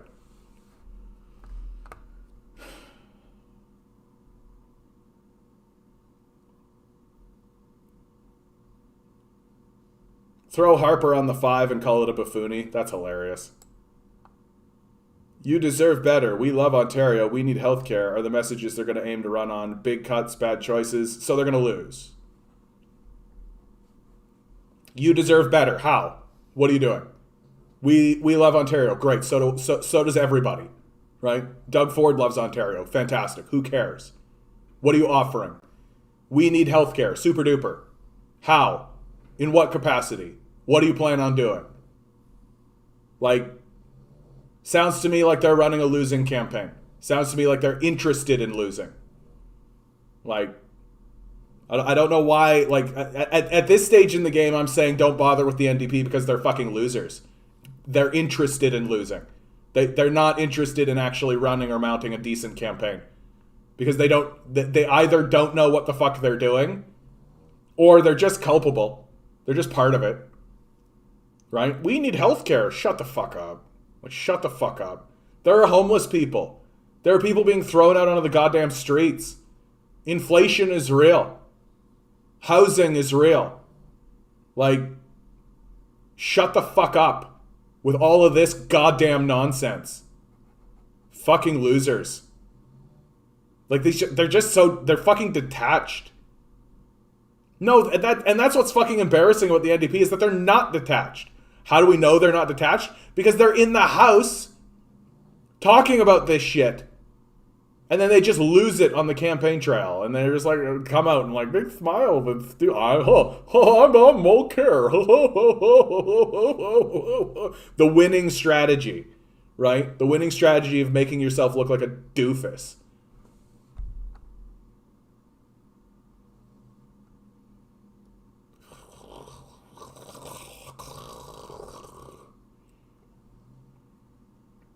Yeah. Put a moon on it. Moony. I like it. Put Bugs Bunny on it. Toonie. We already have a Toonie. Fly me to the moon and let me play among the stars. Have you seen Squid Game? Yeah, Squid Game is brilliant. Everybody should watch Squid Game. Everybody should watch Squid Game. It's become must-watch watching. You see that restaurant who attacked a disabled man? Ugh, I don't think I want to, dude. Batman from a communist point of view is horrific. Marxist analysis for the win. Well, and the movie Joker, right? The movie Joker has actually thrust this into the consciousness of people. That the origin story and the presentation of Joker, this fellow... Arthur, right? And showing his descent into madness because of the neglect inflicted on him by people like Thomas Wayne, right? It really does make the figure of Bruce Wayne look as bad as he possibly can, right? That the solutions for a man like Arthur are obvious. Like, he needs support systems. He needs access to medication. Like, these are necessities for him. He can't live his life. For God's sakes, here's a great one.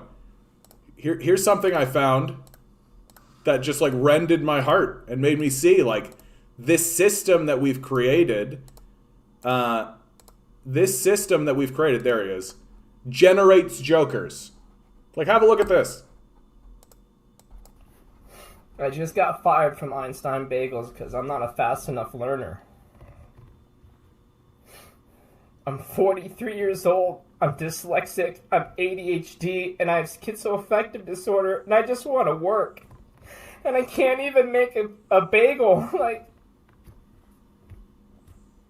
I'm tired of being mentally ill, I'm tired of being sick. I just want a chance. Like, we're not cogs. We're not machines. Right? We're human beings with hearts and souls and experiences that rest outside of the demands of this death cult. Here's a man, he just wants to work. He just wants to be able to participate in the society around him, and we're not letting him. Why? Because it's inefficient. It's inefficient to care. It's inefficient to have hearts and love and peace and joy and any of that. That's inefficient. It's inefficient to smile and laugh. It's inefficient to hug and love and kiss and hold hands and slow down and look into each other's eyes. It's inefficient. Efficiencies. Make the bagel faster. We're an embarrassment. We're a fucking embarrassment. Like, no, history will look back on us as a shockingly, stunningly, staggeringly embarrassing people. Like, we have all of this wealth. We have we're the wealthiest civilization in the history of the world that's producing shit like this. They're going to put shit like this on a monument so that people can look at it and be like, what the fuck happened? What the fuck was going on? What the fuck? How? People will be stunned at it. It will hurt their brains. They won't understand it. It will confuse them. People will write philosophical tracts and theses, PhD documents, studying this period of time, attempting to answer the central question of how were we so cruel, malicious, backwards, and barbaric while being the wealthiest nuclear power the earth has ever seen. It's shocking what we are and what we do. Because, and what's even more shocking about it is that it would be easy to solve. It would be easy to fix. That the solutions are directly in front of us. The way forward is obvious and clear. But what's preventing us? Our own psychosis. And it's a psychosis that needs to be taken seriously and studied seriously. Like, we're warped. We're warped. We have less morality than dogs. Like, we have less morality than fucking the apes we came from. Brutal what we are. It's absolutely brutal what we are. Politics is so draining. Yeah, that's why we've got to come together like this. Because the thing that sustains us is each other's energy. If you're by yourself, if you're out in the world and you're by yourself, you'll never survive. I actually asked Chris Hedges once. He came onto Reddit and he didn't ask me anything. And I asked him, like, this is what I wanted to do and I wanted to move forward. And he said to me, you have to find a community. You won't survive otherwise. Here it is. Here it is. It took me a long time. But that's what's happening here. And if you're not part of a community, if you're not part of a place that's actually attempting to deal with these issues seriously, if you continuously live in isolation or sell yourself out to these bourgeois capitalist bullshit places, right? Yeah, it's going to drain you. It's going to drain your soul.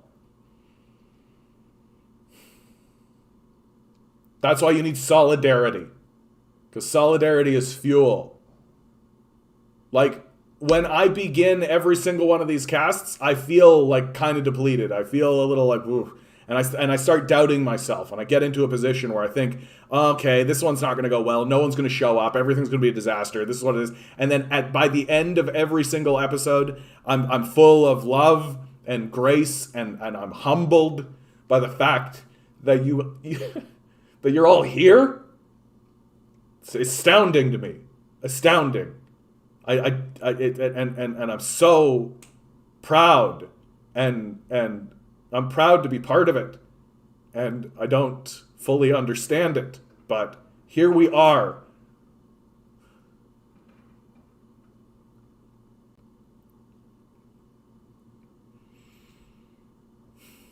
And it all comes down to the reality that we shouldn't go down without a fight. We shouldn't go silently.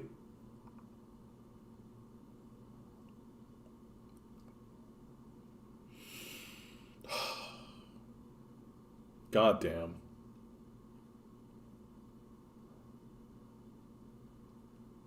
Never underestimate the stupidity of large groups of people.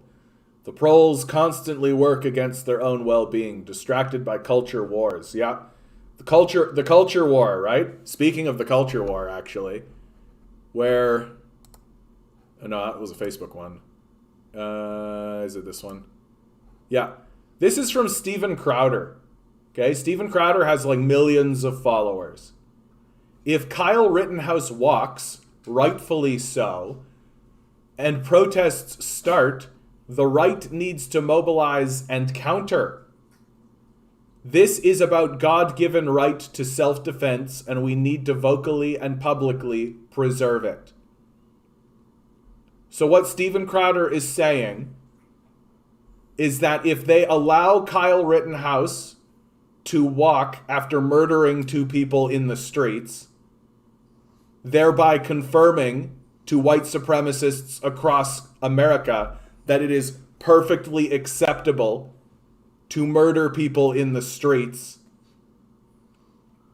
and protests start against this idea that it is acceptable to murder people in the streets, the right, the Nazis, need to mobilize and counter. And how do you think they're going to counter after being told by a judge and a jury that it's perfectly acceptable to come to a protest with a fucking AR-15 and gun people down? How do you think they're going to act?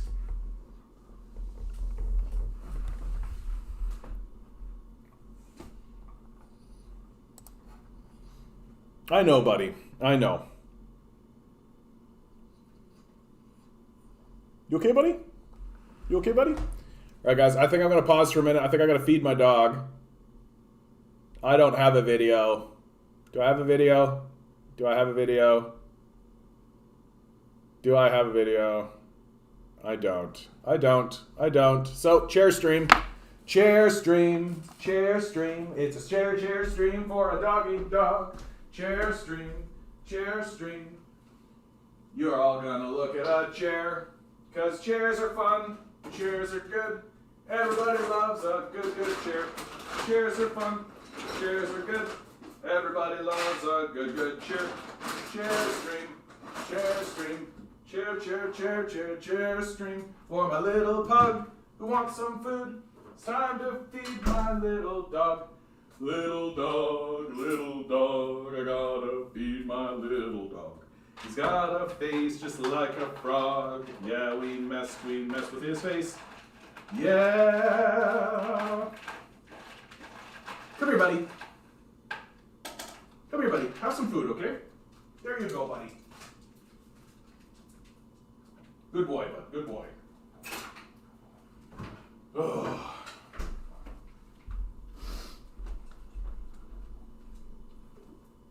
Let's have a musical interlude. Let's have a musical interlude. Ugh. I want something a little chill. You know what? I'm going to do another Black Hole Sun. Steven, not everyone believes in your sky unicorn. Please get a new hobby. Yeah, exactly. Fuck that guy, eh? What annoys me about Steven Crowder is his cowardice, right? His cowardice is what annoys me the most. Like, at least a guy like Shapiro is willing to be confronted, you know? At least he's willing to wade in and actually talk to people. Crowder's just a fucking coward. All right.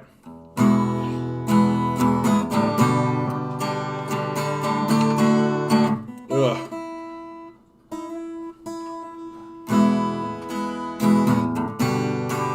Good enough.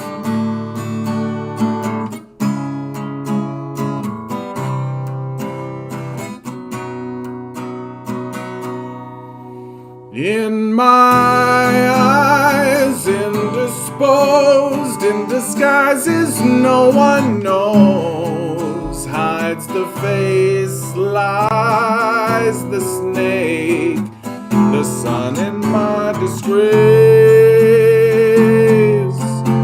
Boiling heat, summer stench, neath the black the sky looks dead. Call my name through the cream and I'll hear you scream again. Black hole sun, won't you come and wash away the rain? Black hole sun, won't you come, won't you come, won't you come?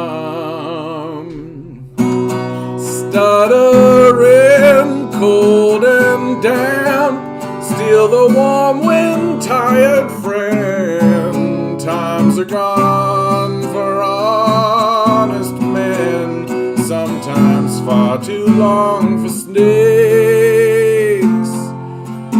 In my shoes, a walking sleep.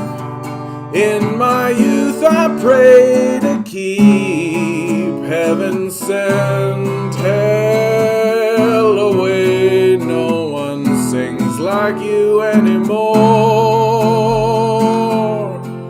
Black old sun, won't you come and wash away the rain? Black old sun, won't you come, won't you come, won't you come? The whole time I was playing that tune, I was thinking about this song. So good riddance. Hades chords. So I'm going to play this one. This is from a video game that I played a lot of called Hades. And this song, it's interesting, like the way it works, like you play as the son of Hades, attempting to ascend out of Hades to get to the earth above. And as you're ascending, you're going through hell, right? So it's just like demons and all this kind of crazy shit. And then there would be one room where there would be a wood nymph, right, who's cooking food. Trisephoné, I think her name is. And this is the song that she would sing. And I actually think it's just gorgeous, right? And I don't know that I do it justice, but I'm gonna play it anyway because I absolutely love it.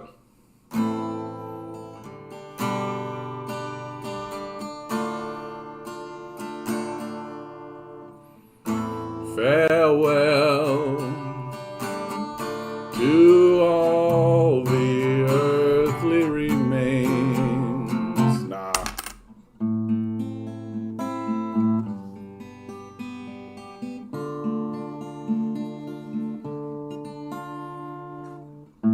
Farewell to all the earthly remains. No burdens, no further debts to be paid.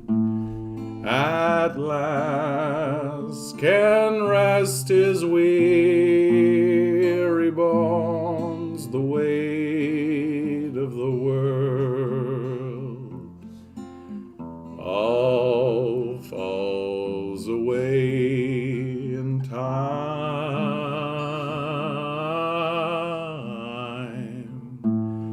Goodbye to all the plans that we made.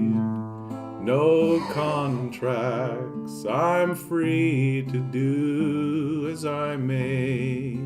No hunger, no sleep except to dream mild and warm, safe from all harm, calm. Good riddance to all the thieves, to all the fools that stifled me. You've come and gone and passed me by. Good riddance to all.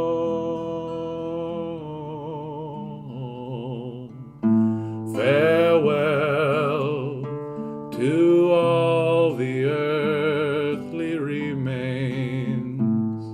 No burdens, no further debts to be paid. At last can rest his weary bones, the weight of the world all falls away in time.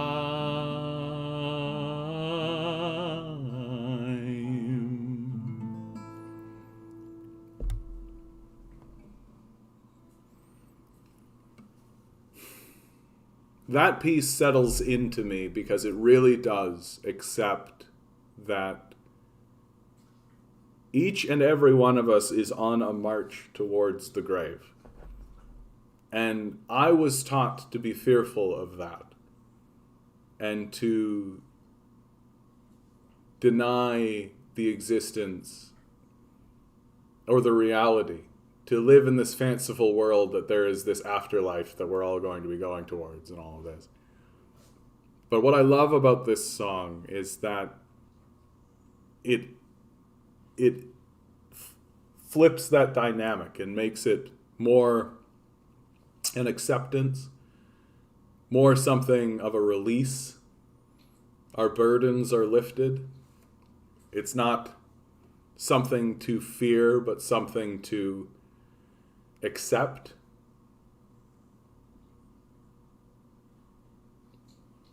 And I wish that we carried that around with us in this world more often. I wish that we were walking around saying to one another, or being aware that of this journey, and we don't seem to want to. Focusing instead on these sort of trivial existences.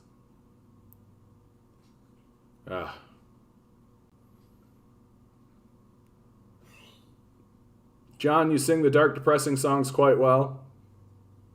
Thank you. Lots of experience.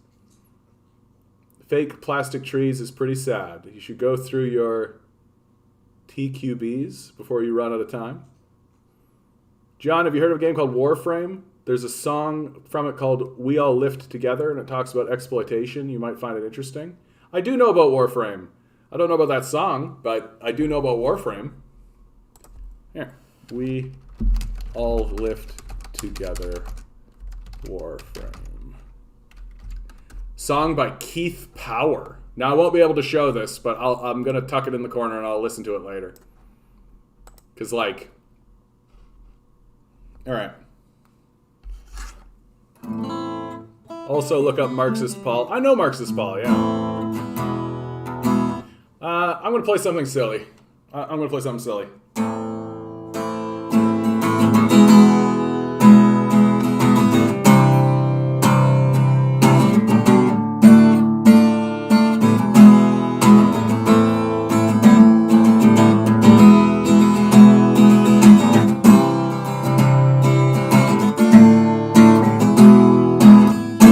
Baby, baby, how was I supposed to know?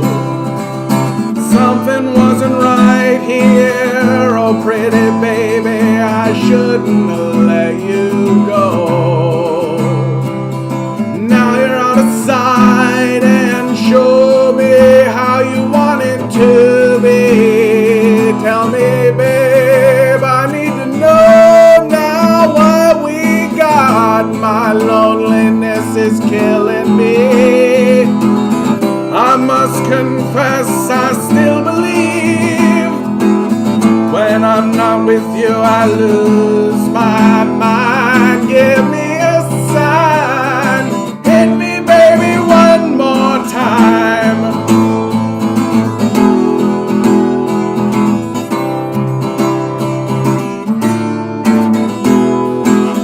Oh, pretty baby, the reason I breathe is you. Girl, you got me flying. Oh, baby, baby, there's nothing that I wouldn't do. It's not the way I planned it. Show me how you want it to be. Tell me, babe, I need to know now what we got. My loneliness is killing me. I must confess I still believe. When I'm not with you I lose my mind. Give me a sign. Hit me baby one more time. My loneliness is killing me. I must confess I still believe. When I'm not with you, I lose my mind. Give me a sign. Hit me, baby.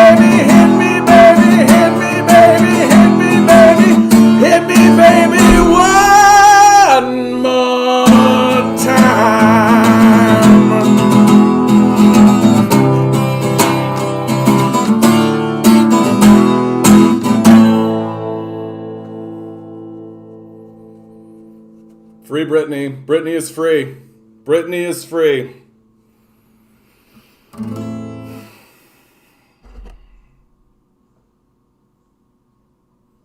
There is justice in the world, for Britney is free. Now we just need to do it for the rest of them. Earnings for Canadian members of Parliament have increased by thousands of dollars over the last decade, despite there being fewer sitting days, according to a report from the Taxpayer Association. Oh yeah, the frauds are looting the treasury, right? Like, that's... What? And, like, why would they need to sit? Like, they literally just take... the legislation written by the fossil fuel industry and then pass it. Like, why? They don't need to sit. There's no debate needed. Like, there's none of that. It's completely unnecessary. That they're really just like a go-between between the fossil fuel industry and the populace, right? Like, and the mining companies and the populace. Like, the Liberal Party doesn't actually draw up legislation. It's not actually interested in that. Like, its role in it is to like make is to just make the legislation written by the fossil fuel industry fit with the current legislation. That's their job, right? And it's not. It's certainly not to argue for any benefit for the populace or anything like this. Like, so why would they need to sit, right? Like, that's their job. Like, it's not necessary that they debate or have a conversation or any of that. And, like, any debate that occurs in the House is always on very superficial lines, right? Like, nobody in the House is actually standing up and saying, like, hey, you guys are traitors who are completely abandoning the populace. Like, that's not what's happening, because the Conservatives and the Liberals are allies, right? And the NDP and the Liberals are allies, right? So they're not going to actually point out that what they're doing is treasonous, because they're part of it. And they're going to do the same thing. Like, if the NDP gets into power, they're going to fucking, oh, the fossil fuel industry gave us that piece of legislation, pass it. That's what they're going to do, right? They're not going to make legislation. They're not smart enough to make legislation. Thanks for the mini concert, John. Wish I could play an instrument. Well, you can. You can. There's no time like the present. You can get started now. And if you guys like my music, Bandcamp is in the description, right? You can spend, $5 and get my whole discography. I'm going to be recording 5 new songs. If you are a Patreon at $5 or greater, I will send you my music. If you are a Patreon at $10 or greater, I will send you every other piece of art I create. I just recently finished a script, which is a Jafar, yes, the character from Aladdin, a Jafar redemption arc that I think is extremely successful and I really love. I read it aloud and I've sent it to my Patreons at the $10 level. So that's what I do with my fucking time. I'm actually really proud of that script. It's really encouraged me to make some scripts that are maybe not Disney focused. Because that's the problem with that script, is that it'll never actually get done because Disney! In the process of finding out how to actually get a script to Disney, by the way, I've figured out why all their stuff is shit, right? They don't accept scripts from anyone who isn't a Disney writer, right? And so really what they've done is they've created an institution that you have to actually be part of for quite a great deal of time before they'll even accept a script or even pay attention to a script.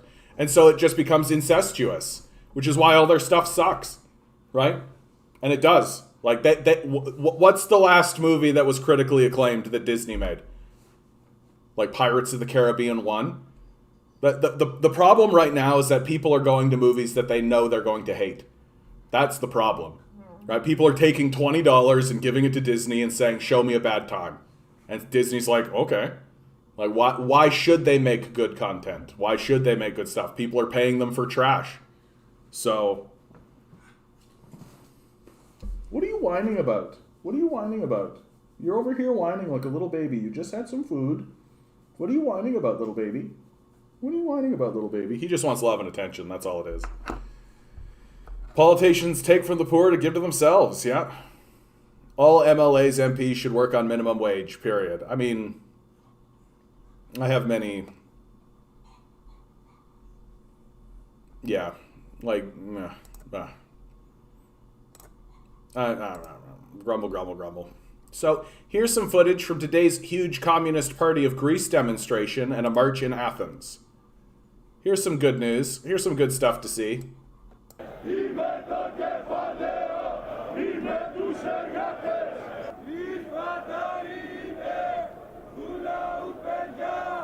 Yeah, DM, the only way that's actually going to happen is if we surround the halls of power and redraw the Constitution, right? Like, I'm quite serious that, like, surround the halls of power, start redrawing the Constitution, right? Start redrawing the Constitution, redraw the Charter of Rights and Freedoms in the street in front of the building, of the Parliament buildings. Oh, didn't Frozen win an award? Yeah. I mean, their songs do, right? The music video did. Let It Go. Like, if you actually watch Frozen and you actually, like, break it down, you can see pretty clearly that it was, like, the first half of the movie was just an arc to get to the music video. And then they had a different film crew, or a different writing crew, finish the movie, right? Which is why the movie is kind of incoherent, why it doesn't actually make sense. Because it's different groups doing different sections. That you had one group doing the introduction, another group doing the music video, and then another doing the denouement, if you prefer. And that the climax of the piece isn't actually the climax of the piece because they structured it so that the climax of the piece was the song "Let It Go," which is incoherent. It doesn't make sense. It doesn't really reveal her motivation. It doesn't actually say anything, right? Like, it was just extremely well performed, and it's like a swelling kind of a song, right? But like, "Let It Go," in my opinion, is like exactly everything that's wrong with our culture. It's like a swelling piece that gets them out that honestly, if we were living in an environment when anybody was actually saying anything important, no one would actually care about that piece. It's just that because our media has been so monopolized and all of our artists are actually working at Starbucks, right? Nobody can actually produce anything that's interesting or worthy of merit. And so when Disney shits out a song that has like a powerful singer attached to it, everybody's like, oh wow, it was so good, because they've never seen anything else ever, right? It's just they're just eating schlock and they think it's good because they've never eaten anything worth eating. Like that's our culture to a T. Like, that explains a lot about our culture. Like the rise of Jordan Peterson, for example. Like, Peterson exists in the culture because we don't have intellectuals. And we certainly don't pay attention to our intellectuals, right? And so here comes an intellectual that's saying some like some pro-capitalist shit. Let's just throw him in front of everybody's face, right? And because there's such a dearth of actual intellectualism and actual intellectual conversation, Peterson sounds like a genius to most people when he's kind of a Luddite, honestly. Like, and also self-censorship of writers. Yeah, that's part of the culture war, right? Like, and that's the thing. Like, you can't work at Disney unless you have like this ideology sort of built in. This PC sort of culture thing.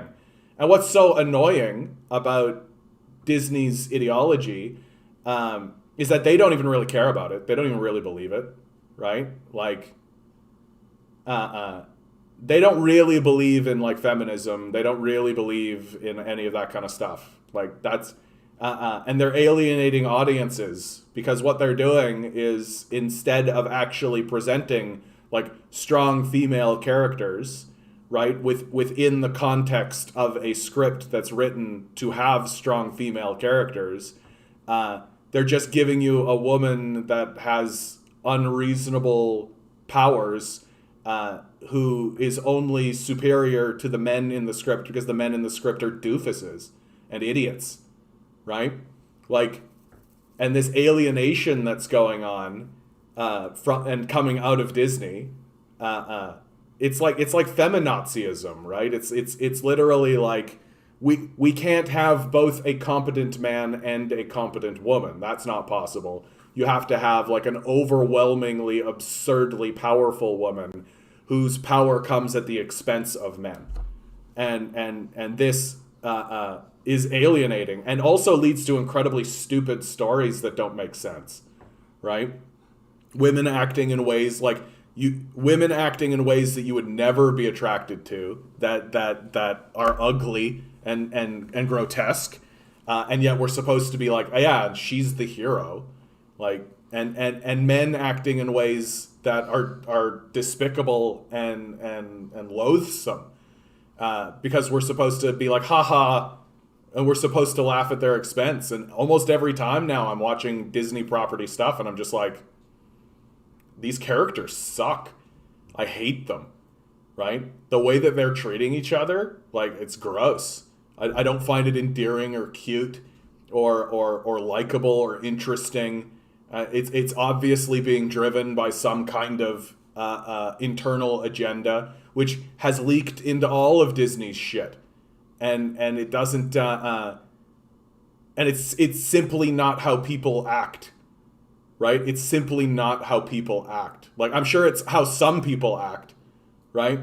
But it's not how the average everyday person acts. And this alienation, like, the only reason Disney can still make money from people is because they own the market. Like, Disney literally releases 80% of the shit we see, right? Like, fucking think about that. 80% of the movies that get released are Disney movies, right? They own Marvel, they own Star Wars, they own The Simpsons, they own all the Fox properties, right? They own Disney, obviously, but like they own so fucking much that the only shit that's getting released is their shit, and their shit sucks. It's bad. It's not good. Like, it's just not good. And what's annoying is that people keep going, right? And why do people keep going? Because there's nowhere else to go. There's nothing else to see, right?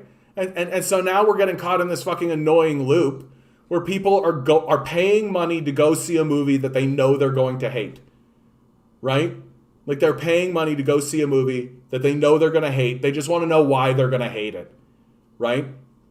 Like, after the Rise of Skywalker, right? Like the return of Luke Skywalker. After the abomination that was the absolute disrespect they paid towards Luke Skywalker, how they literally took his character and his legacy and shit on it and made him this horrific, unlikable, despicable figure for whatever reason they thought was good. No, that was the end of that for me. Like, I'm not gonna watch any more Star Wars shit. Like, that's it. Like, the level of disrespect that they had for the source material, the level of disrespect that they had for Luke Skywalker, who's like the fucking hero of the original trilogy. Like, Luke Skywalker was the hero of the original trilogy, right? His arc was very impressive and very powerful and inspires an entire generation of people. And then he gets turned into this, like, bullshit figure, this absolute asinine, grotesque, like, the figure that what they did to Luke Skywalker was so offensive that it was an insult to Mark Hamill as the actor. That's how bad I think they fucked up. That Mark Hamill should be fucking competent. Like, that's his life's work. That's who he is. He's an artist who is known as Luke Skywalker. And here was an opportunity, while the artist Mark Hamill was still alive, and while Carrie Fisher and while Harrison Ford and while all those guys were still alive, here was an opportunity for them to take the hero, Luke Skywalker, and tell another story and finish his life's arc as Mark Hamill is finishing his life's arc to complete the journey of Luke Skywalker and they took a shit on it. They shit on him. And when I say him, I mean Mark Hamill. They shit on him. It was disgusting to watch. It was difficult to watch what they did to Mark Hamill and what they did to Luke Skywalker. It was asinine and pointless. And if that's what they're going to do with their material, then the institution is corrupted. And it's corrupted because they refuse to take scripts from anyone who isn't one of their acolytes. If you don't work for Disney, they don't read your stuff. It's the reason why they suck. And they do. They suck big time. Big time. They are incapable of producing good content. I'm going to say that again so everyone really understands it. Disney is incapable of producing good content. Even if they really wanted to. Even if they were sitting there saying, we've really got to get this one right. We really got to make something right. They are incapable of doing it. You understand? It's like telling a man with no arms to juggle. Like, he can try. God bless him. Maybe he can get something going on with his feet.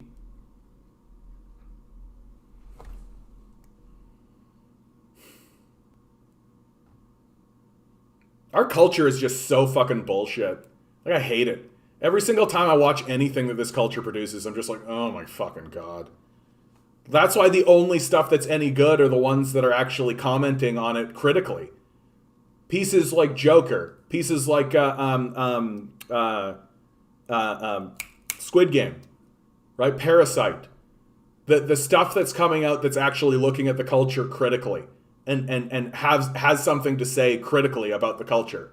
Those are the actual art pieces that are coming out. The shit that's coming out that actually thinks what's going on is acceptable, fuck them. Like, fuck them. That's trash. It's all trash. It's all gross, disgusting, despicable garbage. Right-wing types talk about how much they hate modern art, but never wonder why modern art is that way in the first place. Well, and right-wingers often are clueless, right? Like, they'll talk about something like, like Star Wars, for example, right? And they'll be like, oh, Star Wars is just becoming lefty wokeness. And it's like, it always was, dude. Like, the story of the original Star Wars trilogy is literally a small group of rebels fighting against an imposing empire. You know, like how the Vietnamese fought against the American Empire, which Lucas has explicitly stated was the inspiration for the story. Like, right-wingers will literally look at movies that are espousing left-wing values and completely miss the point. Like, completely miss it. And then complain that, like, the new stuff is, like, lefty woke shit.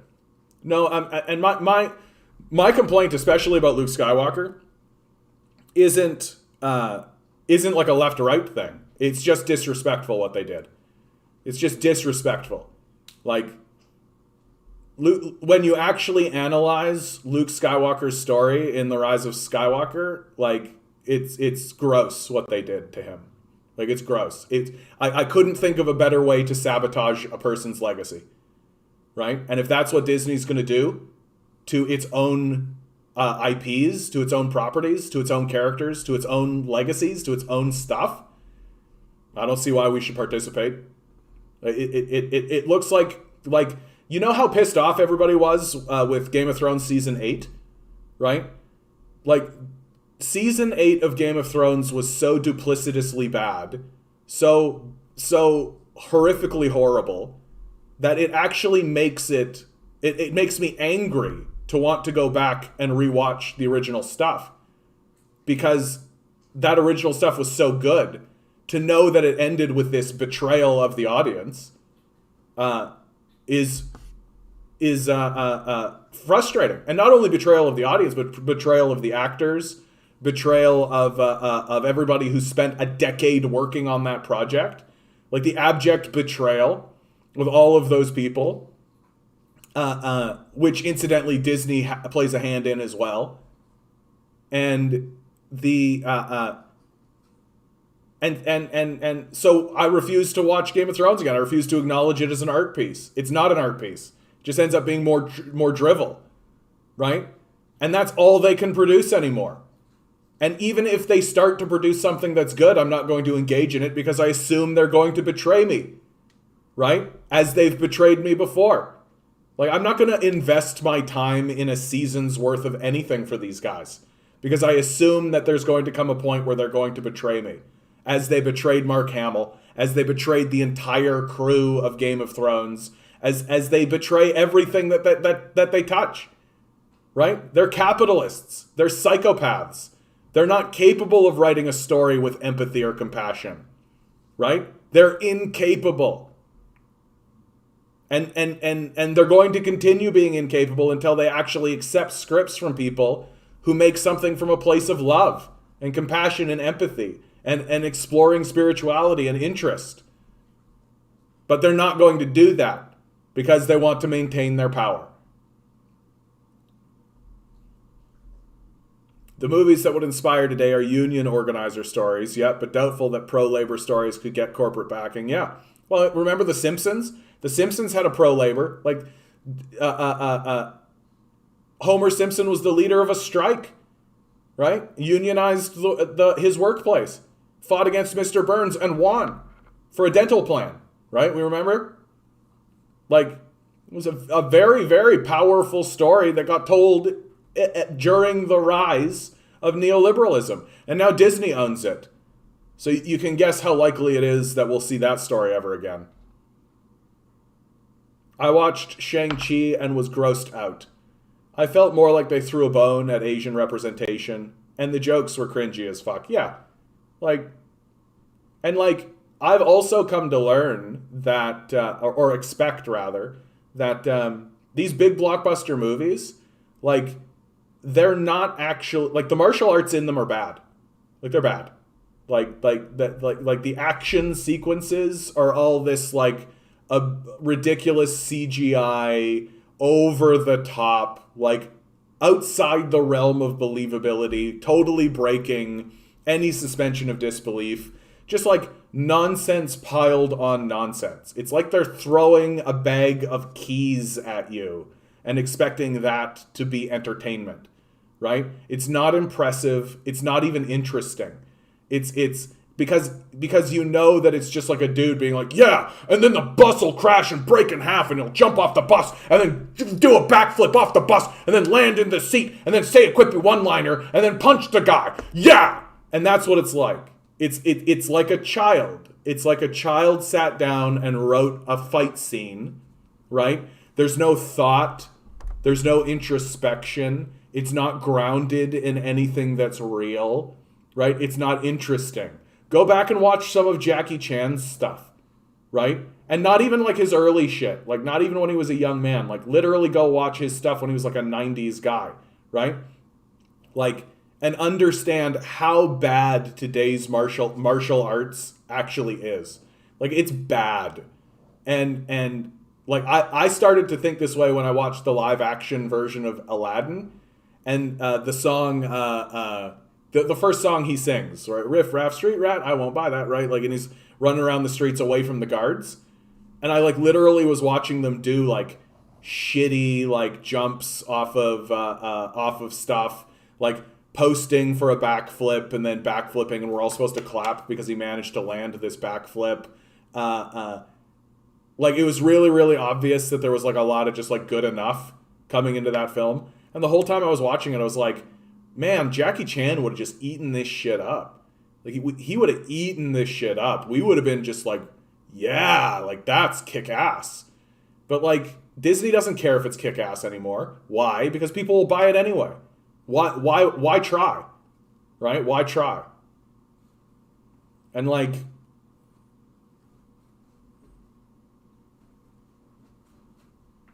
I'm enjoying Foundation on Apple TV. It's a good commentary on empire, imperialism, and the forces that rise against Pax Romana, Britannica, Americana. And Lee Pace is amazing. Okay. Just for the record, Asimov was a womanizing piece of shit. His books are rife with it. Very hard to read. Yeah, for sure. I mean, we're all people, right? We're all people. Everyone's got a flaw. Everyone's got a flaw. Everyone's got a flaw. Ugh. I didn't realize how much all this pissed me off, man, until right now. Like, how pissed off I am at, like, our media sucks. Like, our media fucking sucks.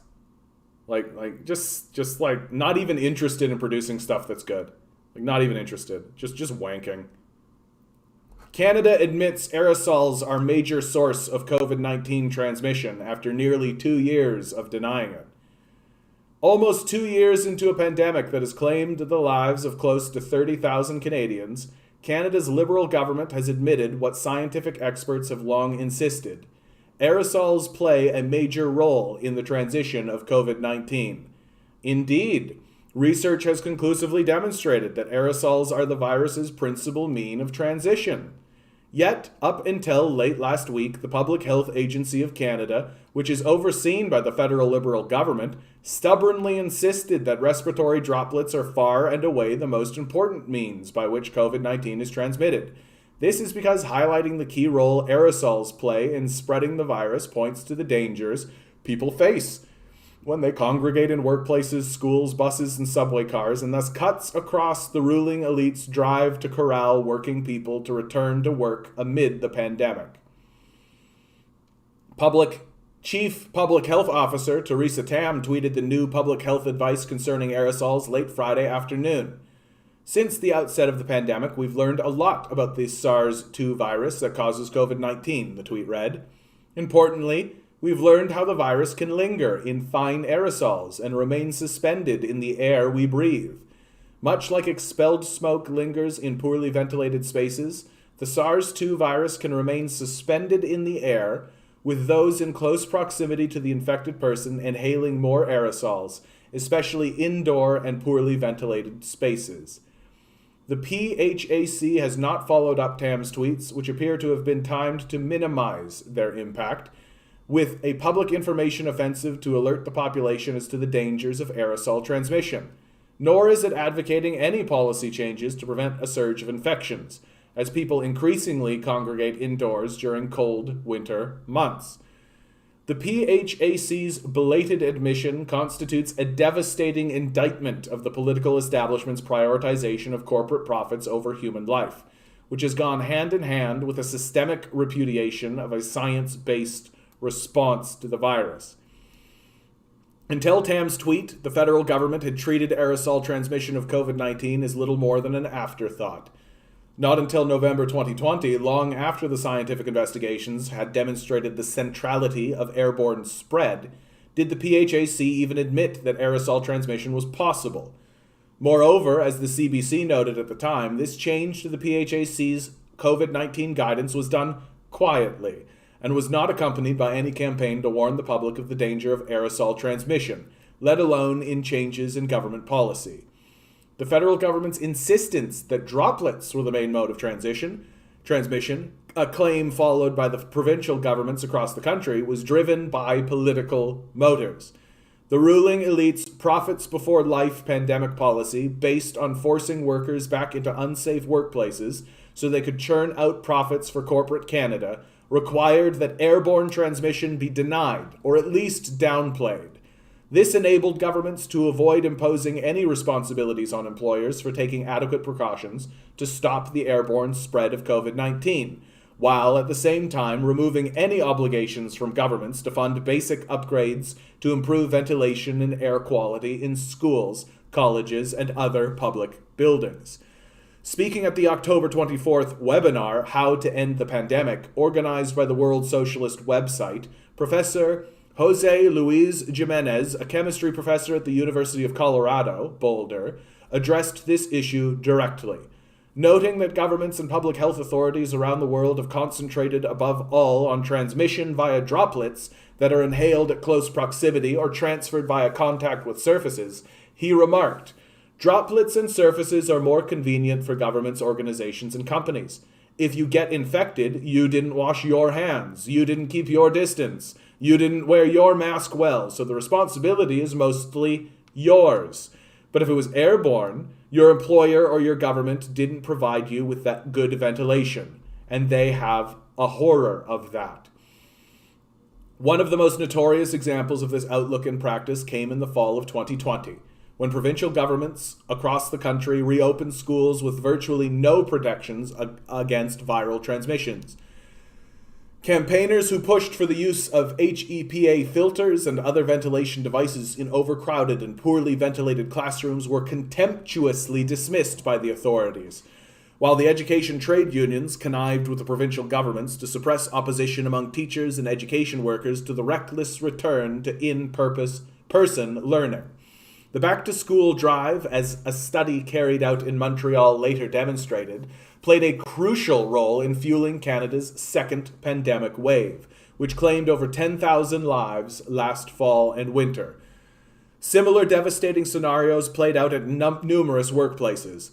Over 600 Amazon employees at the company's massive Heritage Road facility in Brampton, more than 10% of the workforce were infected by COVID-19 in a massive outbreak last winter. Thousands of workers crammed elbow to elbow in meatpacking plants also got infected in Quebec and Alberta, with several losing their lives. There is no indication that the Trudeau Liberal government or any of its provincial counterparts intend to pull back in the slightest from their back-to-work, back-to-school drive in response to Tam's admission about the dangers of aerosols. On the contrary, Tam's statement came as governments moved to dismantle all remaining public health measures aimed at limiting the virus's spread.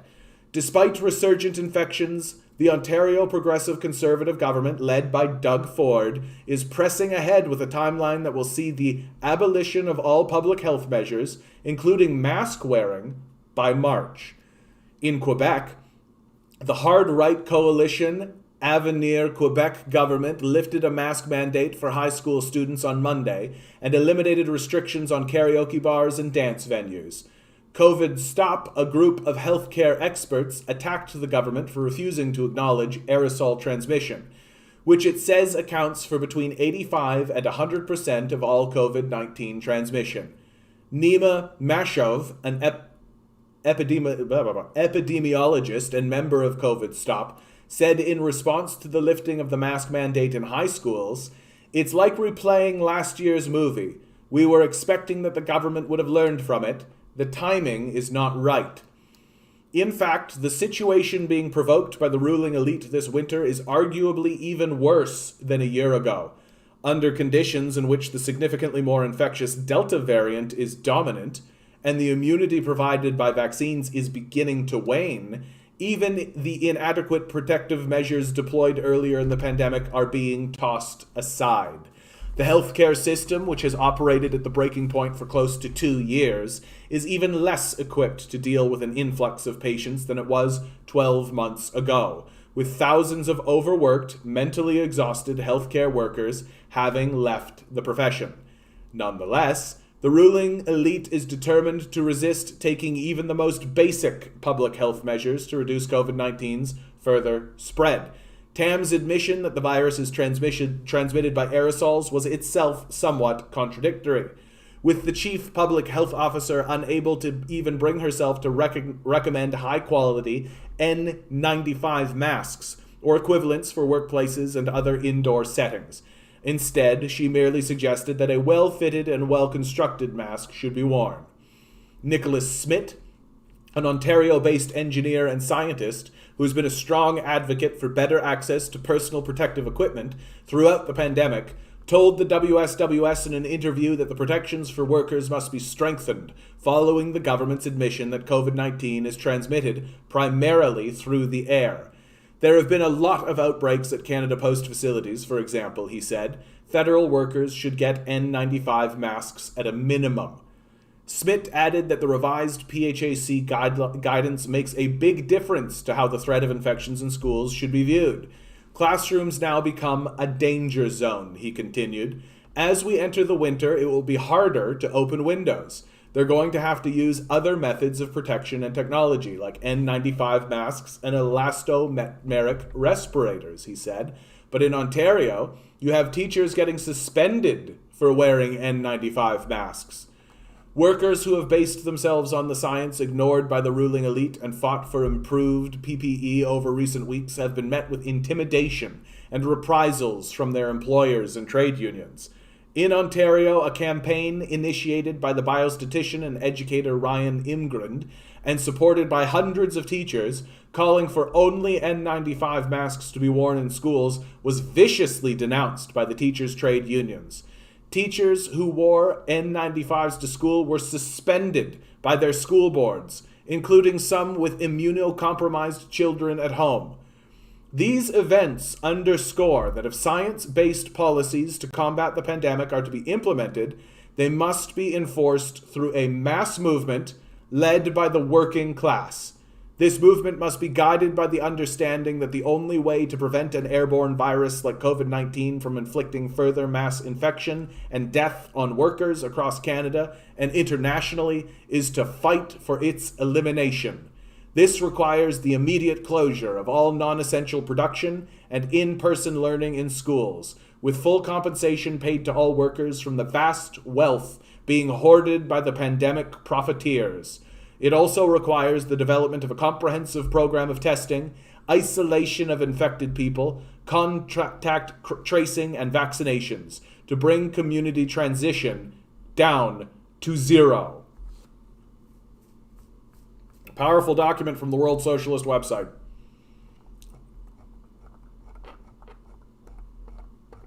Yet another piece of evidence showing us explicitly that our leadership is completely corrupted, utterly without credibility, entirely, to an individual, without exception. And we vote for it.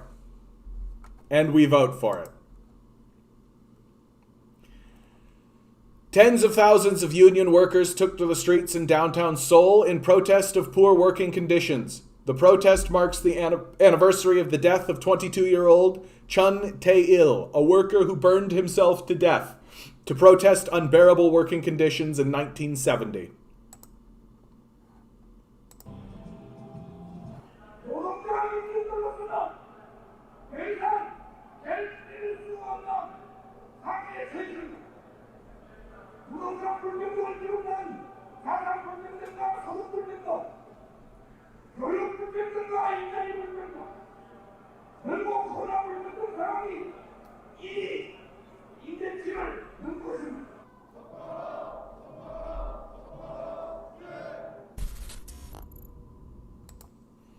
Theater majors love to talk about entertainment. Marxist materialist analysis of current Hollywood efforts are very needed. Absolutely. Absolutely. It's funny because I've been listening a lot to a YouTube channel called The Critical Drinker. He is not a Marxist, but he's really firmed up a lot of the suspicions. Like, I haven't taken the time to do like a critical analysis of the media, of the entertainment media, because it's junk, right? It's obviously junk. Like, it's just like, even like the high budget, like Marvel stuff, like literally, like they took a decade to tell this unfolding story, and like the end, like Avengers Endgame, right? It literally says nothing. And they essentially retcon everything with time travel, right? Like, what was the point of any of that? Like, no, it was just kid shit. It's like shit that I saw when I was a kid. Like, I read the comic book, right? It was just pulpy nonsense that we're all supposed to be enamored with for some reason. And I can't kind of put my finger on why. Like, literally, like, it took them 10 years. They made, like, multiple different franchises, right? Iron Man, Thor, Captain America. Like, everybody got their own individual movie. It funneled up into, like, this Avengers thing, where they're still telling more stories off on the side and all this, and it goes up and there's Thanos and all this kind of stuff, and then it results in what? Like, what's the core central message of that? Fuck all. Like, fuck all. No one's gonna care, right? We've already forgotten it, right? Like, we've already forgotten it. Like, nobody cares anymore about that. Like, even in the meme culture, like, people don't care. right? It was a faff to begin with, right? Like, and that's our whole fucking culture. It's just a big fucking fart. It's just a big fucking fart, faffy fart. Like, and so to turn around and try to do an analysis of any of this shit, it just feels like I'm looking at a total fart. Like, just point at it and be like, it's a fart. Like, that's it. There's no analysis to this. Like, who cares? Right? And when you actually do analyze any of them, like, their ideologies are mainly fascist. Right? Might makes right is pretty key and central to most of what they say. Right? Like, yeah, the central message is I am Iron Man. Yeah, exactly. Like, it's like, there's nothing interesting actually being said. It's just spectacle. So I think the message is, look how easy we are to entertain. Like, all you got to do is dangle keys. That's all you got to do. 3D keys. Like,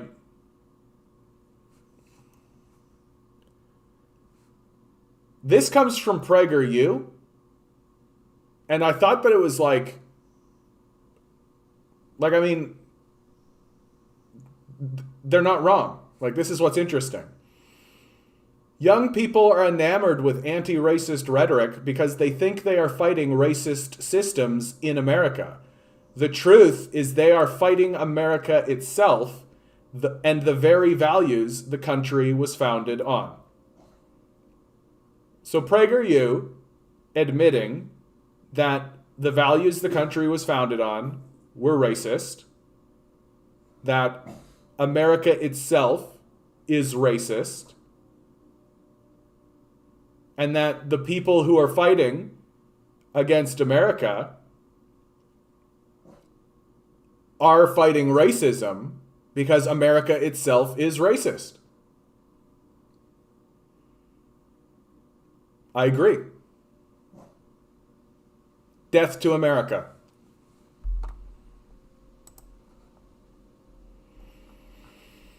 Canada inflation accelerates to 4.7, highest since February 2003. The inflation acceleration is going to get worse, by the way. And how do we know it's going to get worse? Because they're not doing anything to prevent it. Like, they're literally doing nothing. And if you push a snowball over a hill, it's going to roll down the hill and it's going to gather more snow as it goes. It's going to get bigger and bigger, right? If you don't do anything to stop it, that's what's going to happen. And that's what's happening. And so what that means is that the value of your money is going to reduce. Prices are going to go up. And it's 100% because they refuse to tax the wealth away from meaningless pools, right? That the inflationary measures that were taken over the pandemic, which I actually agree with, right? Like, I think that especially during periods of emergency, you've got to do that. And so the solution that they're going to use is austerity.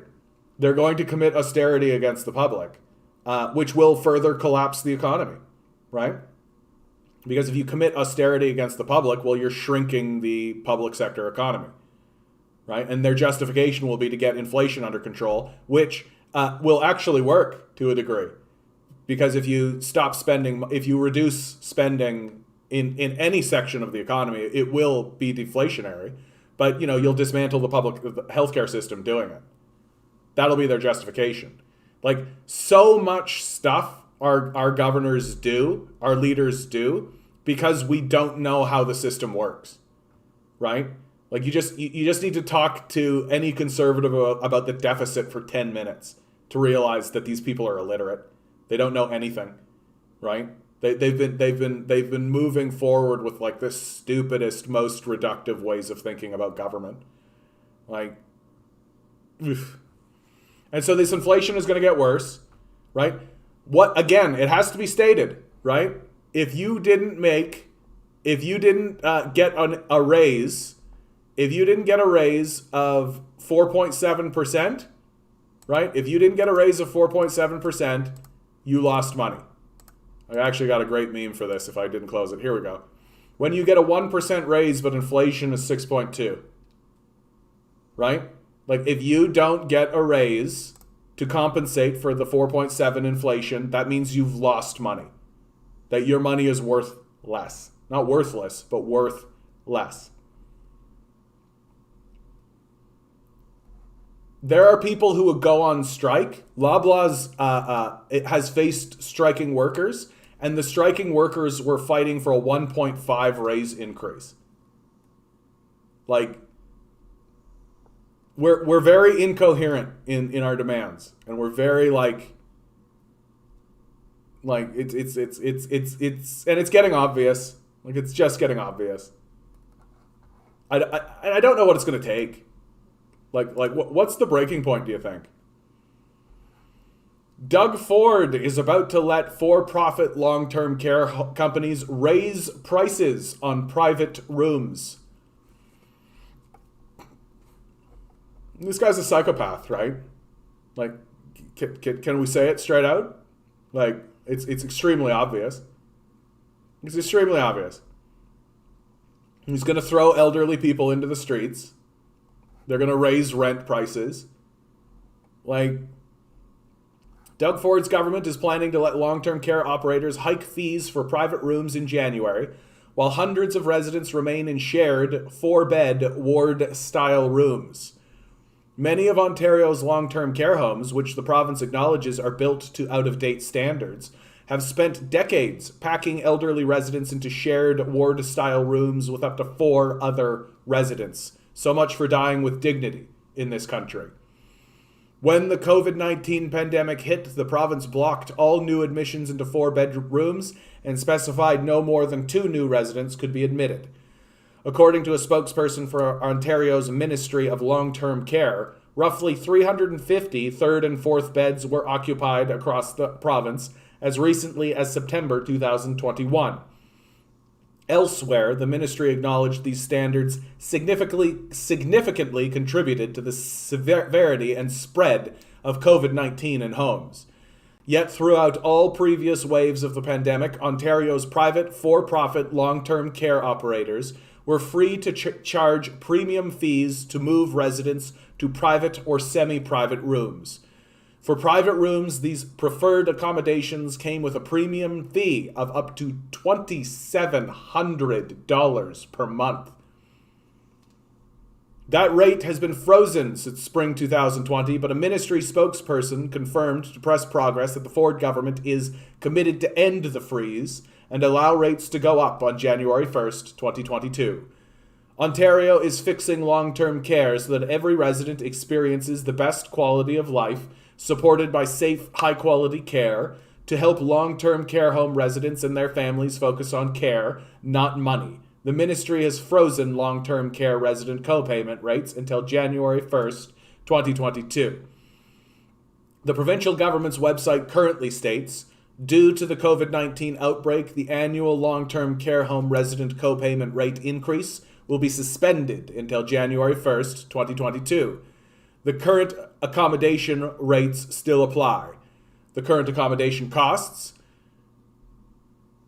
Ontario's private, for-profit long-term care operators are already signaling that they are projecting increased revenues when Ford's government ends the freeze. Sienna's recently 10K filing also noted that through last year it saw a drop in premium revenue, but it expects a recovery soon. The impact of the loss of preferred accommodation revenues was $1.7 million for the year ended in December 31st, 2020. Given the long waiting lists of over 38,500 for long-term care beds across Ontario, the company anticipated that occupancy is preferred accommodation will return to pre-pandemic levels once the pandemic subsidies and as residences open for admittance of new residents. Similarly, Chartwell's Q3 2021 report to shareholders notes the company saw a 9.4% drop in its long-term care occupancy from last year, primarily due to reduced move-in activity, as well as government directives limiting occupancy to our Class B and C bed long-term care homes.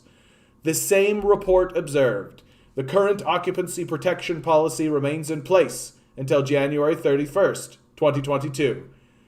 Beyond that, Chartwell expects revenue to rebound from new move-ins. Isn't it fun? Isn't it fun how we're talking about our elderly as in terms of like dollar amounts, right? As we jam them into these shithole places, right? Ontario Health Coalition Executive Director Natalie Mira said that the expectation of long-term companies that occupy will recover is at odds with their insurances to improve care.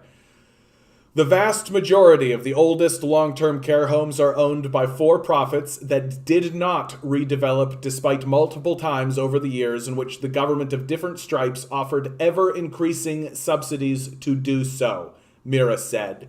These are profitable assets owned by the for-profit companies, and since the Harris government, both conservative and liberal governments have offered public money in ever-increasing amounts to entice them to come up to modern building standards. So the majority that did not renovate or for-profits nationalized these places. In for-profit long-term care facilities, raising premiums on private rooms would benefit shareholders. Palliative care physician and University of Toronto lecturer Dr. Amit Arya told Press Progress. The vast majority of long-term care facilities with 3 or 4 bedrooms are owned by for-profit companies who failed to renovate their facilities in spite of having decades to do so because the priority was on dividends for shareholders. Chartwell did not respond to requests for comment. So, literally governments telling them, we'll give you money to do it, and they still won't do it. Vancouver is going to be cut off from Canada for years. They will never fix those rails and those roads. And if they do, they will come with heavy tolls. They will be privatized roads, right? Every single time a piece of good goes over the infrastructure that they'll create, we'll be paying a toll. It'll be exactly the same as what's happening at Prince Edward Island. For those of you who don't know, there's only one bridge in and out of Prince Edward Island. To get on and off the island, you must pay a toll. That's exactly what's going to happen here. I would bet real money on it. I would take a bet. I would be willing to put down like $100. They will 100% toll this place. And they'll pitch it to the people like, oh, so we need to pay for it, and then they'll privatize it. What a disgraceful people we are. Just disgusting. The moral perversity that allows one to think that universal healthcare is tyranny, but dead school children are the price of freedom, is what's corroding the soul of the United States. We don't have morality. There's no such thing as morality in this country. It doesn't exist. Doesn't exist. Pro tip. If your country's response to a pandemic is a gigantic, unprecedented corporate looting spree followed by horrifying death rates, an eviction crisis, and supply chain disruptions, your economic system is broken. You're going to want to replace it ASAP. Yeah, they're not going to, though, right? They're not going to. For-profit groups should be kept far from the most vulnerable. For-profit groups should not exist. Like, full stop. Full stop. Like, this is why I say, like, we need to cap earnings. Like, you can't own or earn more than $10 million. $10 million is fine, right? If you want more than that, too fucking bad. Too fucking bad, right? Because it's this greed. It's this overwhelming demand for just more, right? But if at least capping all earnings and all wealth gain at $10 million, like at least capping it at that level will minimize the exploitation that is possible, right? Like the system will still be exploitive if you're still using the capitalist model, but it'll minimize the exploitation. Parents losing trust in Ontario government as autism program waitlists grow. Doug Ford has made it very clear that he doesn't consider autistic children to be people. He's made it extremely clear. 50,000 children waiting for needs-based program that now includes 600 families. Like, one of the first things he did was cut funding for this, right? Like, he doesn't care. Like, he's obviously a bigot, like, pretty obviously. I don't think the government's going to make good on their promises. They've missed every single self-imposed deadline and every single self-imposed target. Every single one, right? Because that's the goal of these governments. The goal is to pretend as though there's a deadline that they're actually attempting to meet. The Trudeau government is doing it to us right now. Net zero by 2050. For real. It's for real and true this time, guys. Net zero by 2050. Absolutely for sure. For real and for sure, for true. It's going to for sure truly happen. Absolutely for sure. It's just another way to convince gullible rubes and Karens and Kens that they're actually doing something when the only thing they're doing is convincing gullible rubes that they're doing something. It's obvious. Yeah, he wants them to start working as fast as possible at slave wages. Exactly. Like, and if you can't get disabled children to do work for slave wages, then there's the medical assisted dying program, right? If they're so disabled they can't work, well, there's the medical assisted dying program. There you go die. That's the solution. I think you'll find we addressed all the environmental concerns. Sure, bud. Here's the school children of Cuba have a message for the United States. This is being read. Los pioneros de nuestra escuela y de Cuba estamos seguros de que nada ni nadie detendrá nuestra revolución. Sepan, señores imperialistas, que hoy están en nuestras escuelas el relevo de la revolución y del futuro. So you can hear how forceful she is. I'm actually going to pause this and go back and read this for the people who are just listening. This is a school child in Cuba. The pioneers of our school and of Cuba, we are sure that nothing and nobody will stop our revolution. Let the imperialists know that in our schools today, the relay of the revolution and the future, that we will give our support to the country being better every day, loving our heroes by studying our history. Let it be known, you may count with us for any task that the revolution needs. Put your heart on education. Pioneers for communism. We will be like Che. Thank you very much. Fucking baller. Fucking baller.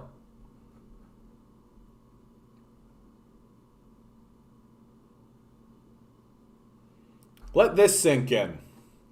At 12 p.m. today, there are about 1,000 human beings trapped in the downtown Houston jail, separated from their families, because they cannot pay between $100 and $1,000 money bail premiums. They are presumed innocent, and 18 of them have died this year.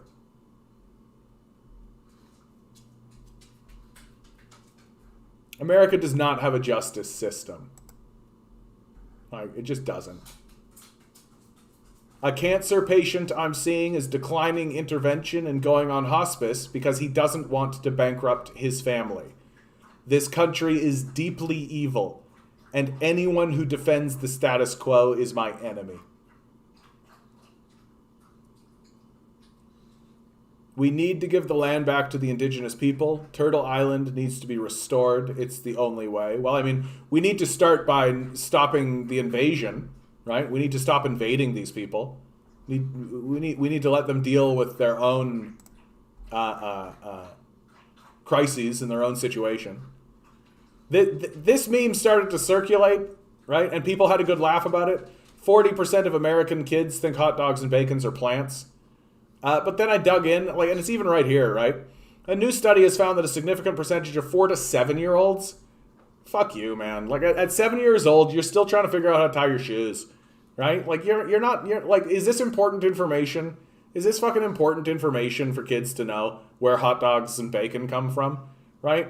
Well, you ask a kid, hey, do you think bacon's a plant? Like a 7-year-old, they're gonna be like, yeah, okay. They don't fucking know, nor should they. Nor should we expect them to. This is non-commentary. You know what I mean? Like, why even fucking ask? Who cares? Like, these fucking kids, you'll be lucky if they can just fucking put their pants on the right way. And not because I think Americans are stupid. I mean, I do think Americans are stupid, but like 7-year-olds, come on.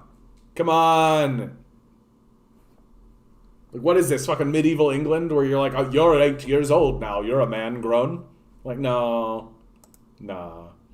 So I initially get excited about this because I saw that they made a series called Trotsky, and I was very excited by it until I started digging in a little bit more and realized that it's completely revisionist, that they're not actually interested in telling the story of Trotsky, that in the end all they're doing, this is actually a little bit interesting.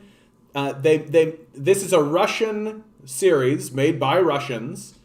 And they're breaking the taboo that has existed in Russia for a while about speaking about Trotsky.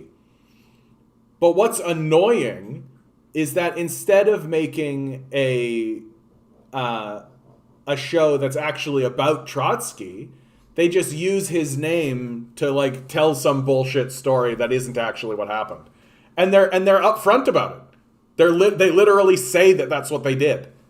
And so it's very frustrating, like a real missed opportunity. Yeah, China overtakes U.S. as world's richest. Let's just go through these light. Oh yeah, dig this. Today in late capitalism, apparently there's a whole product category of mouse jigglers. Devices that generate random movement from your mouse. So work from home surveillance software thinks you're working. Capitalist innovation, you guys. Capitalists innovate. Like, wow.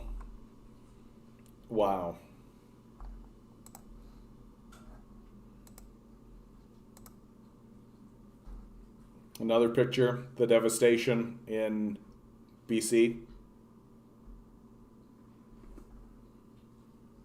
Oh.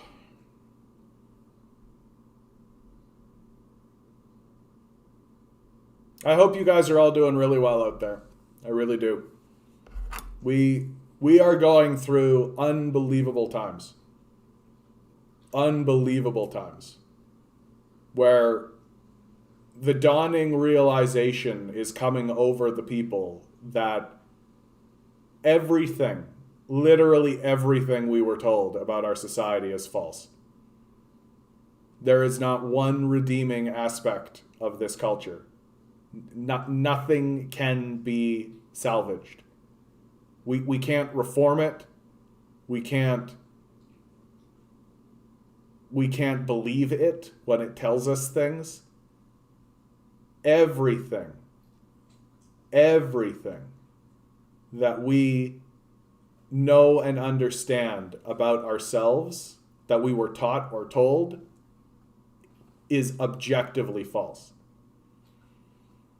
And that dawning realization is beginning to manifest in our politics in very serious ways. That we are coming to understand that not only are our current rulers fraudulent liars who have always been lying to us, but that the system itself that they operate within is incapable of producing anything other than what they are. That it is this way by design.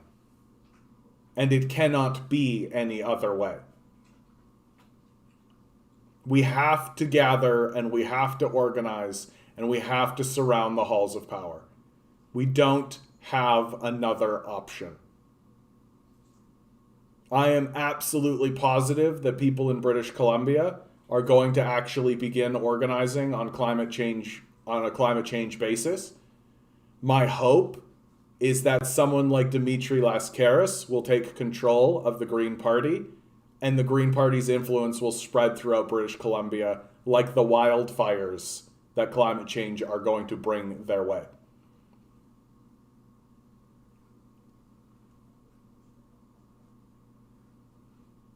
Always remember, guys, always remember Each and every one of us, you, me, we are divine beings, quantum beings, if you prefer, living in quantum energy. These guys are spending hundreds of billions of dollars to convince you something else is going on, instead of spending a penny to try and help any of their peers and their equals. Don't let them. Good luck. We're going to need it.